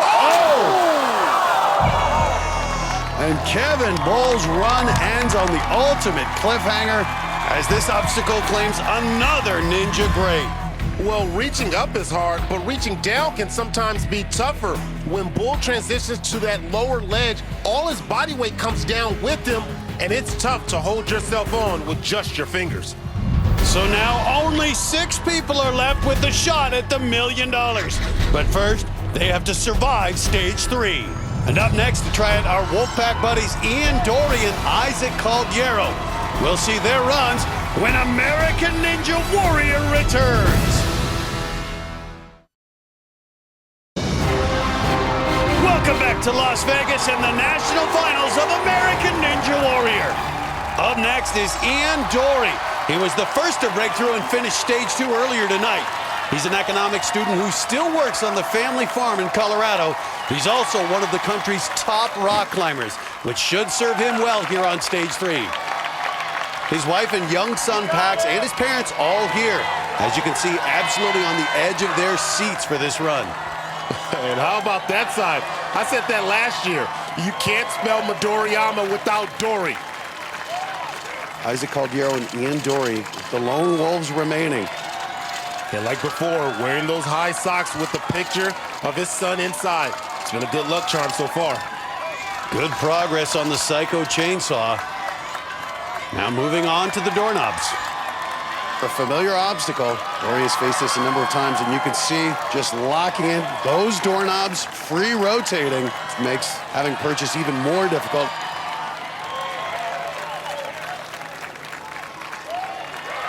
Now the floating boards. It will test your grip strength here. You see him shaking his hand above his head, above his heart. He wants that blood flowing, get some energy here. Success isn't given, it's earned. And you're gonna have to earn your way here on the floating boards. And great flexibility there, using those bottom feet, pinching in. So important to use the lower body here, try to preserve as much of that grip strength as you can for the rest of this stage. But you can see right there, he's just mashing those feet against the boards, taking the pressure off of his arms. Good strategy here. You can see him using one board to help propel him to the next. Dory, a very methodical approach. Yeah, great technique, but you don't want to get caught hanging for too long on the floating board. 5'8" and 142 pounds. And he's through.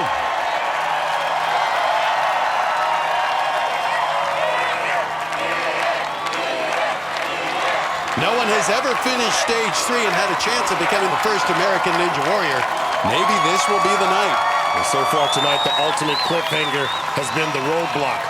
I talked to Ian. He actually said that the ultimate cliffhanger was the obstacle that gave him the most concern because it has been modified, particularly with that 6-foot gap at the end. Yes! And Dory's done it. Well, he said he's trained for this moment. This is his moment. This is his time. Second gap, over 4 feet. Only 3 men have ever completed this obstacle, and that was an easier version without this jump.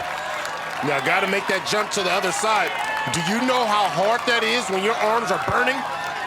Keep your arms. Oh, yes! That's it! That's it! He did it! And Dory is through. The first person tonight, and only the 4th American ever to reach this point. Now he'll give us our first look at the pole grasper. There are 5 poles hanging from the top, but one of them is on a bungee cord. Watch out for that one. We had a version of the pole grasper in Dallas last year. You may remember Casey Catanzaro going across them, but these are suspended from the top and they react differently. And this is the bungee pole. Watch out. But he absorbs the fall and moves on to the final pole. And now, the hang climb. And this is basically climbing upside down for 12 feet.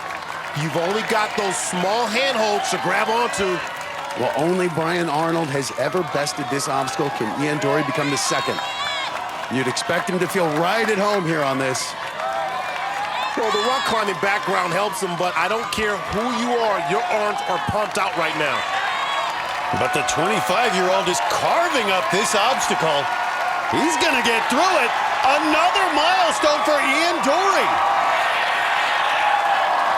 You can see him locking his legs in, trying to get a little bit of rest here. And his wife is going to have a heart attack. Now facing a brand new obstacle, Area 51. Has to climb his way across those hanging discs. And he's never seen anyone else try this, so he's making up his own technique as he goes. Yin using his legs here. Yeah, using the Love legs, and, the approach. and that is very smart because it takes a lot of pressure off the upper body. And Dory making his way, Matt. Look at this. Ian Dory on the perch of history. Only Brian Arnold has made it here before. That was 2 seasons ago, but he couldn't finish. Can Dory be the first?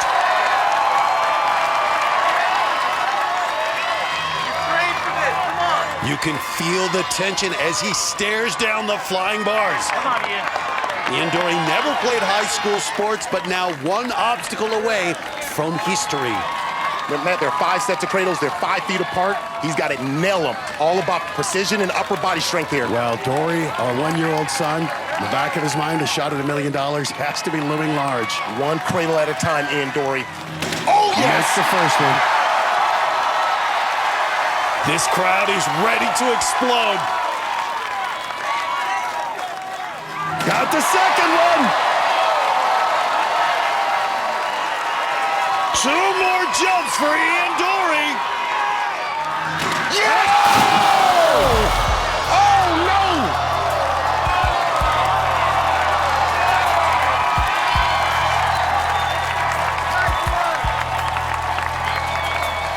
Ian Dory out on the second to last cradle.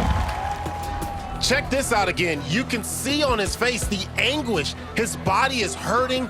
And as he lands the bar on the jump, the impact just shakes his grip loose and he goes crashing down. To be so close, it's just heartbreaking.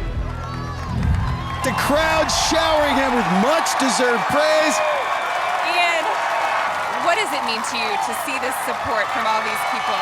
Oh, it feels great. I mean, I'm bummed that I didn't keep going and I was moving through, and when I hit that last one, my hand just opened up and the bar's still up there.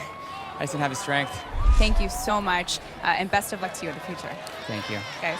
Well, there are now 5 athletes left, but this next one could be very interesting. This is Isaac Caldiero. He's a busboy, and he also happens to be one of the best climbers in America. He's been telling us since he started 2 years ago that if he can get to this point, stage 3, that he could win it all. My first year on the course, I was in the walk-on line, and I just so happened to have kind of a cool Jesus costume. We hope that he's able to save himself on this course. I made it to Vegas, all the way to stage 1, to the jumping spider. Last year, I made it all the way to stage 2.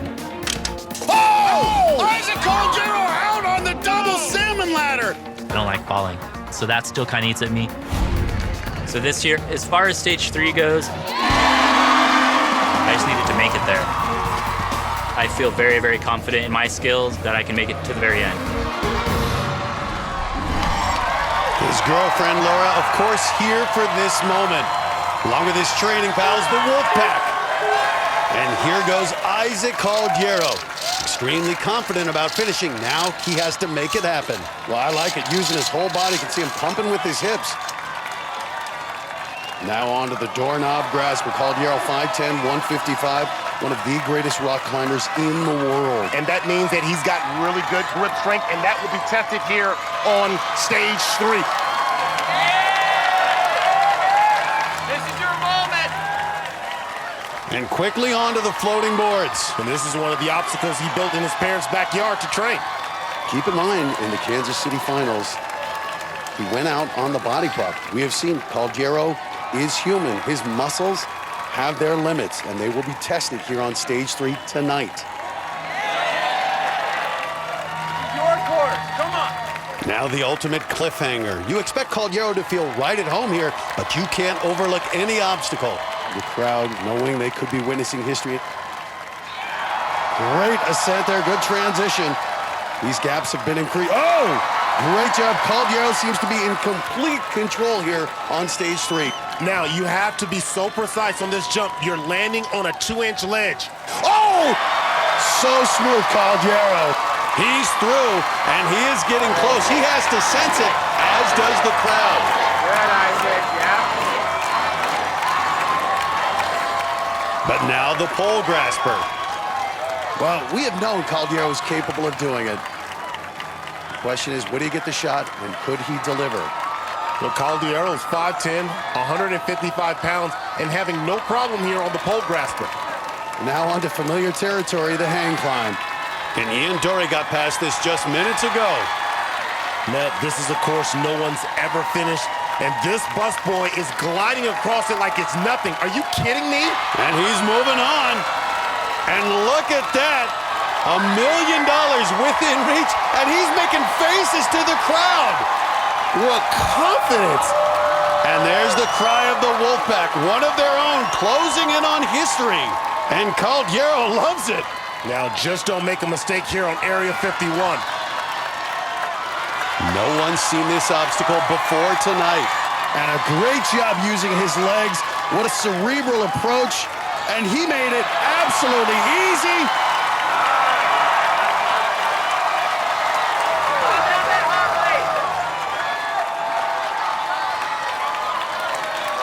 And now here it is. One obstacle stands between Isaac Caldiero and history. The only others to make it this far is Wolfpack buddies Brian Arnold and Ian Dory. And they both came up just short. 4 jumps to become a Ninja legend and have a shot at $1 million. And he is on it. Nice landing there on the cradle. 3 more to go. See it, use your eyes. 2 more to go. Oh boy, it's about to go down. Matt, it's gonna happen. He's got it. 1 run left. 5 feet from history. Yes!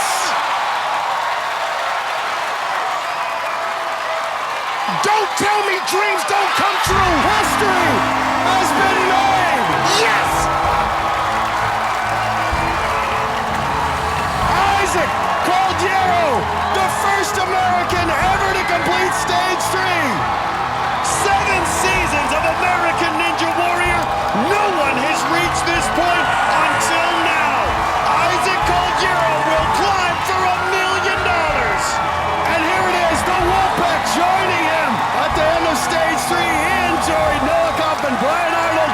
What a moment for these guys. For the first time, we're going to see someone attempt stage 4 with $1 million on the line. Let's go to Kristine, who's standing by with the man who just made history, Isaac Caldiero. Was any part of it difficult for you, or did you just feel really at home here? I felt at home for the most part, but I actually surprisingly got a little pump in my arms. And then towards the end, though, I kind of got to this point where I wasn't getting any more pumped, and I knew I could do it. Isaac, congratulations. Let's do this. Thank you. Guys, back up to you. Well, let's relive history. Check out Isaac Caldiero on the flying bar. No American had conquered this obstacle. Look at his face. Now he's got a shot at $1 million.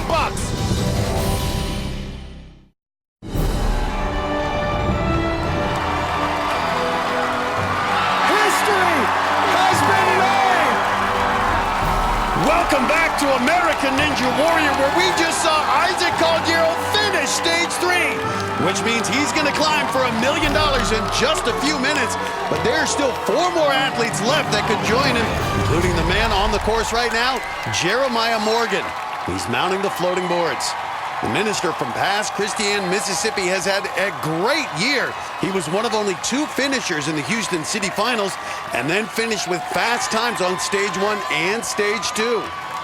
Well, the Morgans have built a lot of ninja obstacles back at their house, including the floating boards, and he looks right at home here. Moving on to the final board, Jeremiah Morgan is going to make it past the 3rd obstacle. Woo! A little close on the dismount. This could be quite a week for his family. His wife Tiffany is expecting their 2nd child any day now. The rest of the Morgans, including his dad Mark and brother Joshua, also here. Now the ultimate cliffhanger. Now remember, Matt, he crushed the cliffhanger in the Houston City Finals. Well, if he can have the same performance that he did in Houston here. And now this is a big transition here. Good reach.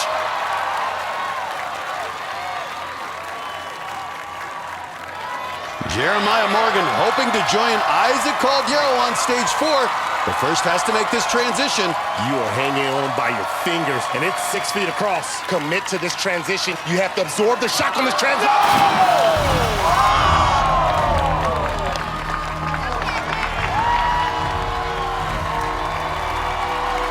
Strong run by Jeremiah Morgan, but can't make the leap on the ultimate cliffhanger.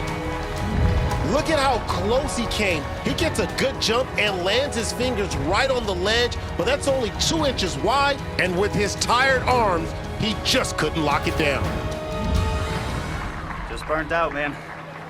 Gave it all I had. So grateful for the opportunity. Just burnt out.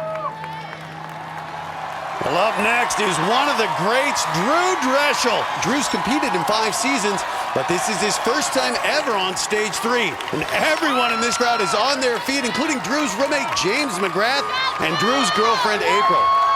It's going to be tough to top Isaac Caldiero's run from a few minutes ago, but Drew knows how to get a crowd fired up. Yeah, Drew wants to get through the cycle chainsaw as quick as he can. Save that upper body strength. Drew Drechsel, 5'9", 160 pounds. Played baseball, football, and wrestled in high school, but now he's a ninja. And he's moving on to the floating boards. Well, last season he was eliminated in the Miami City Finals, but he has come back with a vengeance this year. Looks strong in Orlando. He's already gone farther than he ever has here at Mount Midoriyama. This year, Drew went to Asia, competed in ninja competitions over there, and won. Now he's ready to prove himself here on American soil. And moving quickly through the floating boards. He is through. This is the big test right here, Matt. The ultimate cliffhanger. Some of the ninjas have said Drechel's not so much a competitor as he is a performer. We have seen his competitive juices flowing tonight. The gaps in the ledges make it harder, but Drechsel moving through this quickly. And here's a real test. The move to the top ledge, but he's got it. Drew Drechsel impressive on the ultimate cliffhanger. Now he's making the turnaround, has to make the 6-foot jump. Come on, Drechsel. Can he make this He's transition? the shot. Yes! He's done it, Matt. Drew Drechsel. Got it. Unbelievable. The man known as the real-life ninja. First time on stage 3, and he is delivering in a big way. Drechsel only the 3rd to make it past the ultimate cliffhanger. Now the 5th obstacle, the pole grasper. And from here, it doesn't get any easier. From here till the end, your feet will not touch the ground on these final 4 obstacles. Great adaptation there on that 4th pole, Matt. And this course so brutal. Immediately has to mount the hang climb. This part of the course is rarefied air. Only 5 people have ever reached this point, and 2 of those were earlier tonight, Ian Doherty and Isaac Caldiero. And the hang climb is so difficult. When your arms are tired, you're basically hanging by your fingertips upside down. Always looking for an edge, trying to preserve that upper body as much as he can. The feet down, though, that's trouble. He's going for the bar. Drew Drechsel unable to make the transition, going out on the hang climb, but the best effort in his storied career. Well, it's the furthest Drew's ever gone, and I think his arms were giving out, so he decided to try for an early move over to the bar, and he came up just a few inches short. Well, his girlfriend came out of the crowd to give him a hug, and the crowd appreciates his effort. What a season for Drew Drechsel. So we're down to the final 2 athletes on stage 3. They're also the 2 finishers from the Pittsburgh City Finals. Joe Moravsky and Geoff Britten will try to join Isaac Caldiero on stage 4 and climb for $1 million.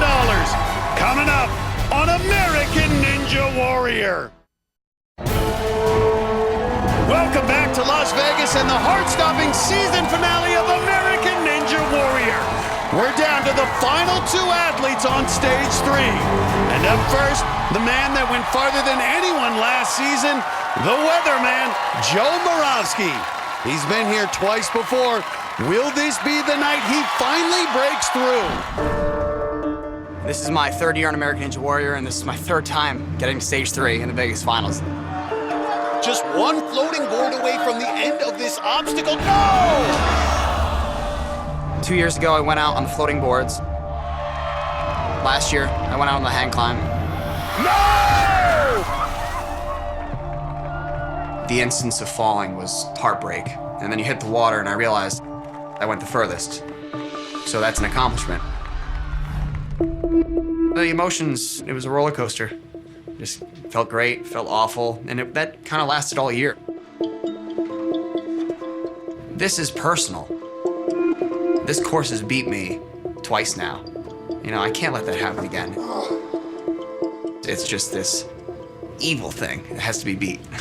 But I'm ready. I'm ready to beat this course. And there's his pregnant wife, Stephanie. She's been here for all of his highs and lows. And Joe has a huge group of family and friends in the stands. Other ninjas also watching. No one is leaving tonight. Taking the shirt off, and that's new for Joe. 3 years ago, making it all the way to stage 3 as a rookie. Best performance we've ever seen out of a rookie. He's got one goal, and that is total victory.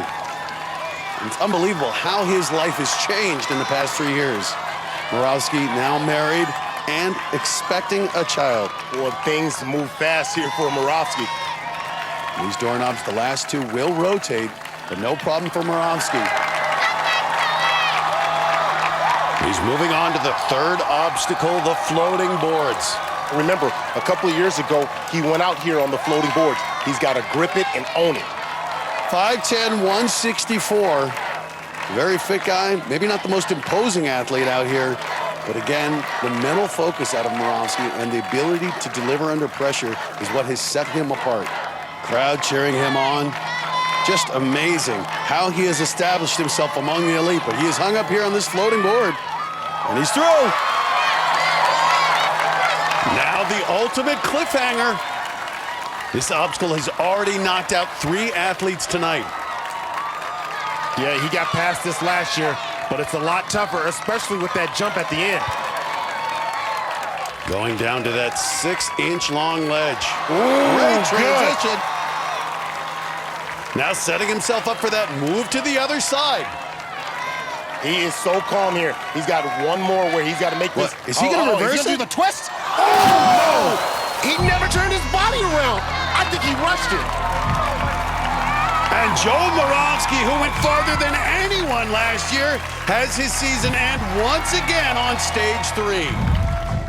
Well, compare Joe to Isaac Caldiero from a few minutes ago. Isaac turned his body around to face the other side. Now, Moravsky doesn't. That means Joe had to do a mid-air turn and quickly find the ledge. It's a much tougher move, and it cost him. Let's go down to Kristine, who's standing by with the weatherman, Joe Moravsky. You tried to go for a backwards lache. Why did you decide to make that decision? Well, I've done it in practice. Those gaps are a little bigger, I guess, than I thought, so I get a little tired. But honestly, I think I could have made it through. So close. It's just a shame, but I'll be back. You're a fan favorite. Everyone loves watching you, Joe. Thank you. I love you guys. Guys, back to you. Well, not the end Joe Moravsky was hoping for, but that means we're down to the final runner on stage 3. And this is actually the guy Joe Moravsky picked to win it all. It's Geoff Britten, a sports cameraman from Olney, Maryland. He has been dominant all year long, and he was the fastest earlier tonight on stage 2. And there's his wife Jessica and their daughter Allison here in Vegas, along with a big group of friends and family wearing those Ninja Britons t-shirts. There's Isaac Caldiero. He will climb stage 4 for $1 million in just a few minutes. Britten hoping to join him. Britten has been impressive this season, completing every course he's faced. Yeah, and I've been talking about his forearms all year. The dude is Popeye. I mean, they're like grapefruits, and he can put them to good use here on stage 3. It amazes me that Geoff Britten is 36 years old and just started competing in ninja competition 2 years ago. And he made quick work of the doorknobs. Jamie Ron, Michelle Warnke. Amazing how fellow ninjas always so supportive of one another. And goes right up.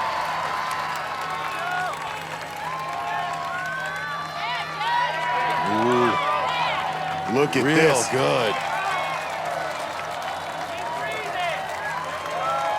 Using the third one to build up momentum, and he's got the dismount. Come on, Geoff. The cliffhanger more insidious each year. The sheer gaps in the railings, the transitions increased, and of course, the flip required at the end.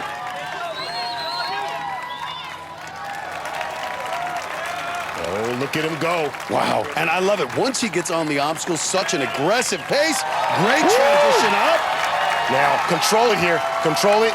Grip it. And you can see the musculature on those forearms.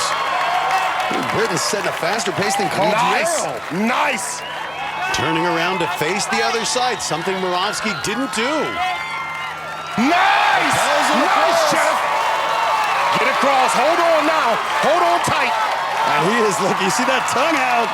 What does he have left? Matt, I said it all along. Britten's got talent, and he's displaying it here on stage 3. Unbelievable. 3 years ago, the first time an American got through the ultimate cliffhanger. Now Britten, the fourth to do it tonight. He's 5'10", so he's got pretty good reach for the pole grasper. Placing that pole that's going to drop down. And there it goes. Good. Locked in, though. I am so impressed with Geoff Britten. I love the adaptation there, especially on the bungee pole there. He didn't let it spook him. He just kept moving forward. Now the hang climb. That is a 15-degree incline. Yeah, Britten's so impressive. Remember, this guy has a full-time job as a cameraman working baseball and football games. And has a family. You wonder when he finds time to train. And taking a moment here to rest before Area 51. Isaac Caldiero showed him how to get through Area 51 efficiently. Can Britten emulate it? Look at those forearms, though. I mean, I'm sorry, 36-year-old soccer dads aren't supposed to be able to do this. Geoff Britten was virtually unknown at the beginning of this season. Now he is on the brink of something special. And he's done it. Yes!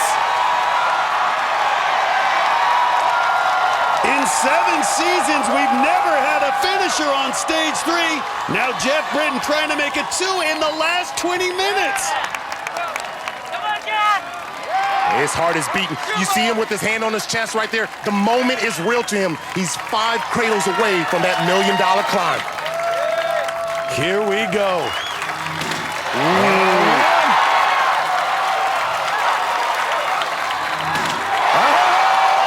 See it, feel it, Matt. Can he join Caldiero? Come on, Geoff! That grip giving out. Does he have it? Yes, he's just got to go. Hold on! Hold on! Hold on, Geoff! No! Yes! Yes! Yes! Yes! See, baby! Yes! He collapses on the landing pad, and we are going to have a climb off on stage 4. What a performance out of Geoff Britten. Couldn't have cut it any closer.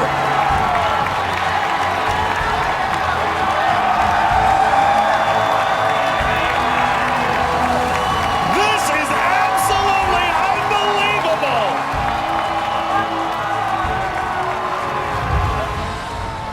You want to know how close this was? Look at his fingers when the bar lands. He's barely hanging on, and look at his face. He was dying, but he had just enough to get 1 foot on the landing pad and then collapse at the finish.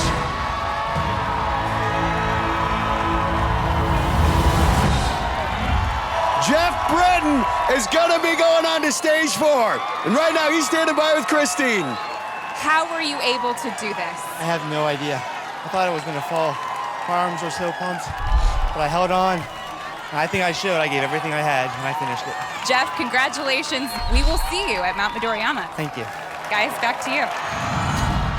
Coming up, For the first time, we're going to stage 4 with $1 million on the line. Will it be Geoff Britten? No!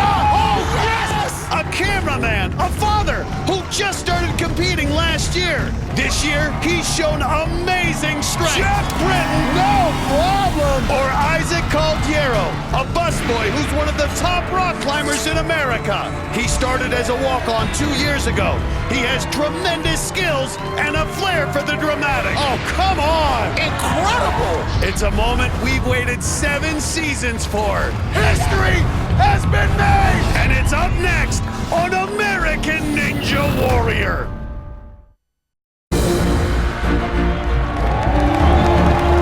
This is it! We are witnessing history!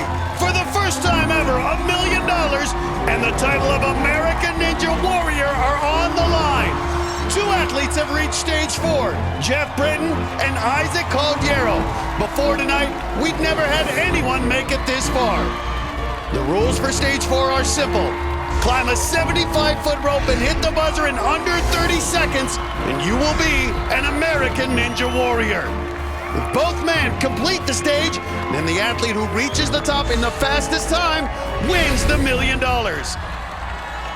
Because Caldiero had the fastest time on stage 3, he has the option, and he has chosen to go last. First up, Geoff Britten. What must be going through the 36-year-old cameraman's mind? Potentially 30 seconds away from $1 million. What started off as a dream for Geoff Britten is now a reality. I had a dream coming out here, and that was to be sitting right here. And I am sitting right here. It is almost unbelievable. It feels really special. It feels like my life is about to change. You cannot believe the atmosphere here. Everyone is on their feet. Brent and Casey are here. Sam San is here. Jamie Ron and Michelle Warnke have even donned Britten t-shirts. They want to see Ninja history happen. Well, 7 years and thousands of competitors, we finally made it to stage 4.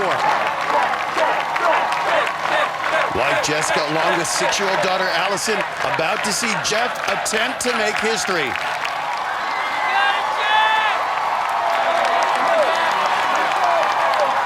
A 75-foot rope climb in under 30 seconds.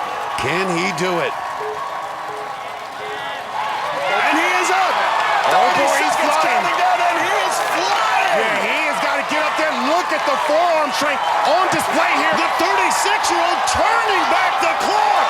Halfway up and plenty of time left. Crowd erupting. Man, he's slowing down here. I can tell you right now. Oh boy, he's so close. Oh no, so close. He did it. Geoff Britten did it. Oh my goodness. He hit the buzzer. For the first time in 7 seasons, an American has summited Mount Midoriyama. Wow! Geoff Britten is the first American Ninja Warrior. What a climb out of the 36-year-old Britten. That was awesome.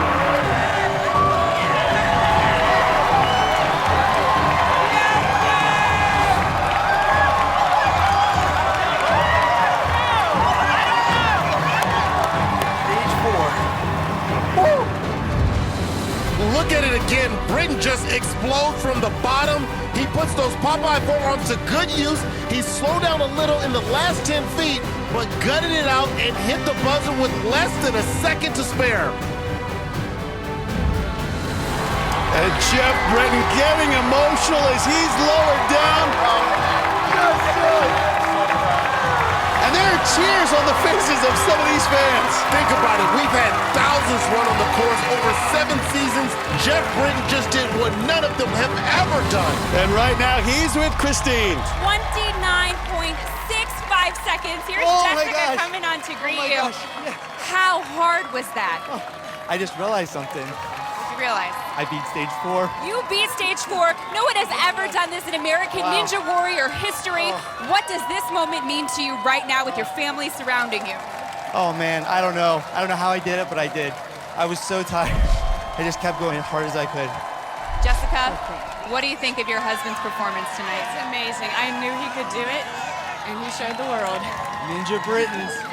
Geoff, Isaac Caldiero still has a shot here. Do you think your time is going to stand up to that? We'll find out, but I know one thing. I'm the first American Ninja Warrior.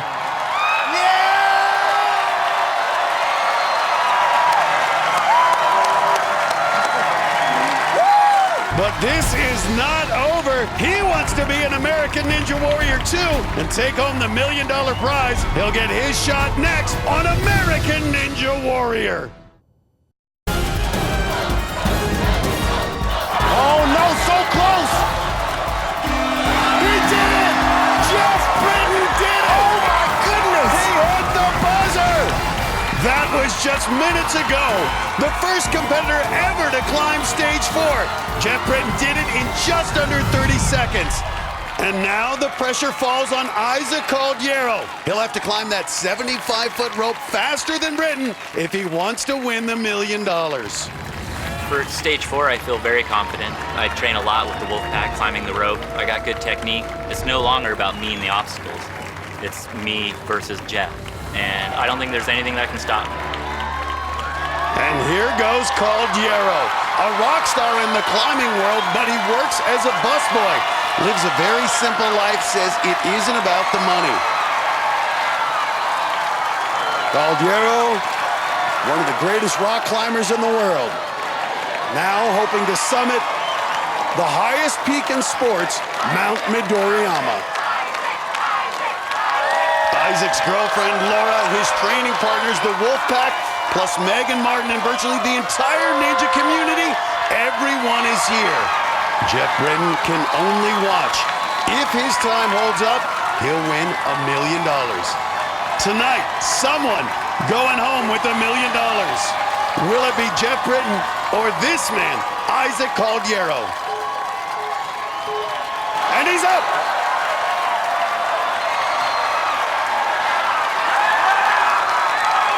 Locking those legs in. Woo, Matt, he is moving fast. Look at the time. Flying up there.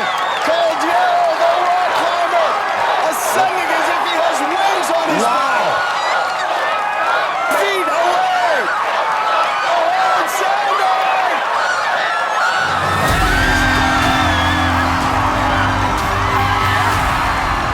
Isaac Caldiero is an American Ninja Warrior, and he's $1 million richer.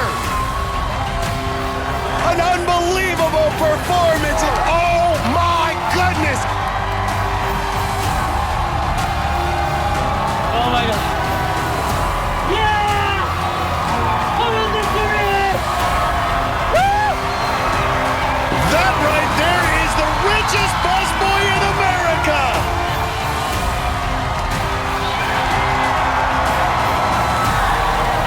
Oh, I can't believe I'm the career. What a historic moment, a showdown on stage 4.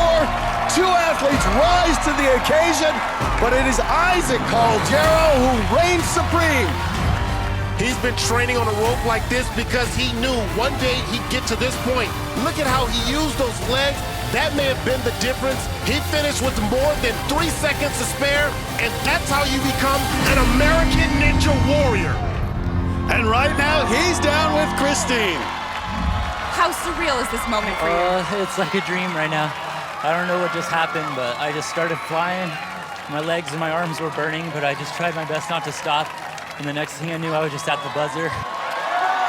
You just did it in a little over 26 seconds. Are you kidding me? 26 seconds. Where did you find that strength and that speed inside of you? I don't know. I went to a different place. I tried to be one with the rope and move fast and just apply everything I knew. My breathing, my training, my energy, my family, my loved ones, they all did it for me. And everyone else, the crowd and every other ninja out there, they helped me achieve this. Without them, I'm nothing. So I had an amazing counterpart to try to beat. Geoff is an amazing athlete, and I was psyched to share that moment with him. Isaac, I'm going to let you enjoy this moment. Thank you. Woo! Yeah!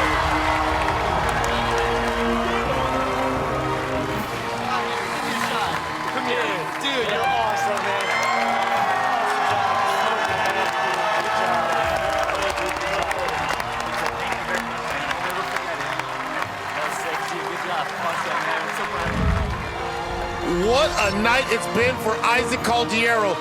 So we've got to give him our Palm Wonderful Crazy Healthy Run of the night. First, he conquered stage 2. Then he became the first ever to finish stage 3. And then he climbed his way to $1 million. A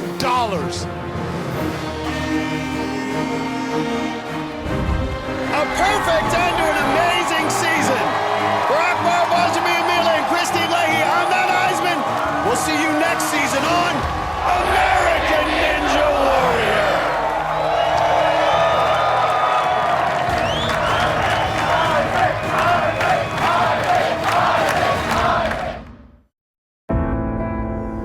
She can't remember who she is, nothing. All of her tattoos are brand new. There is no match to your prints or your DNA. Her entire life, it's a blind spot. Who is Jane Doe, and why was she dropped in Times Square for us to find her? I want to speak to someone in charge. How do I know how to do all of this? What is happening to me? Blind Spot premieres next Monday after the season premiere of The Voice on NBC. On an all-new Tonight Show starring Jimmy Fallon, Benicio del Toro drops by. NBC tonight.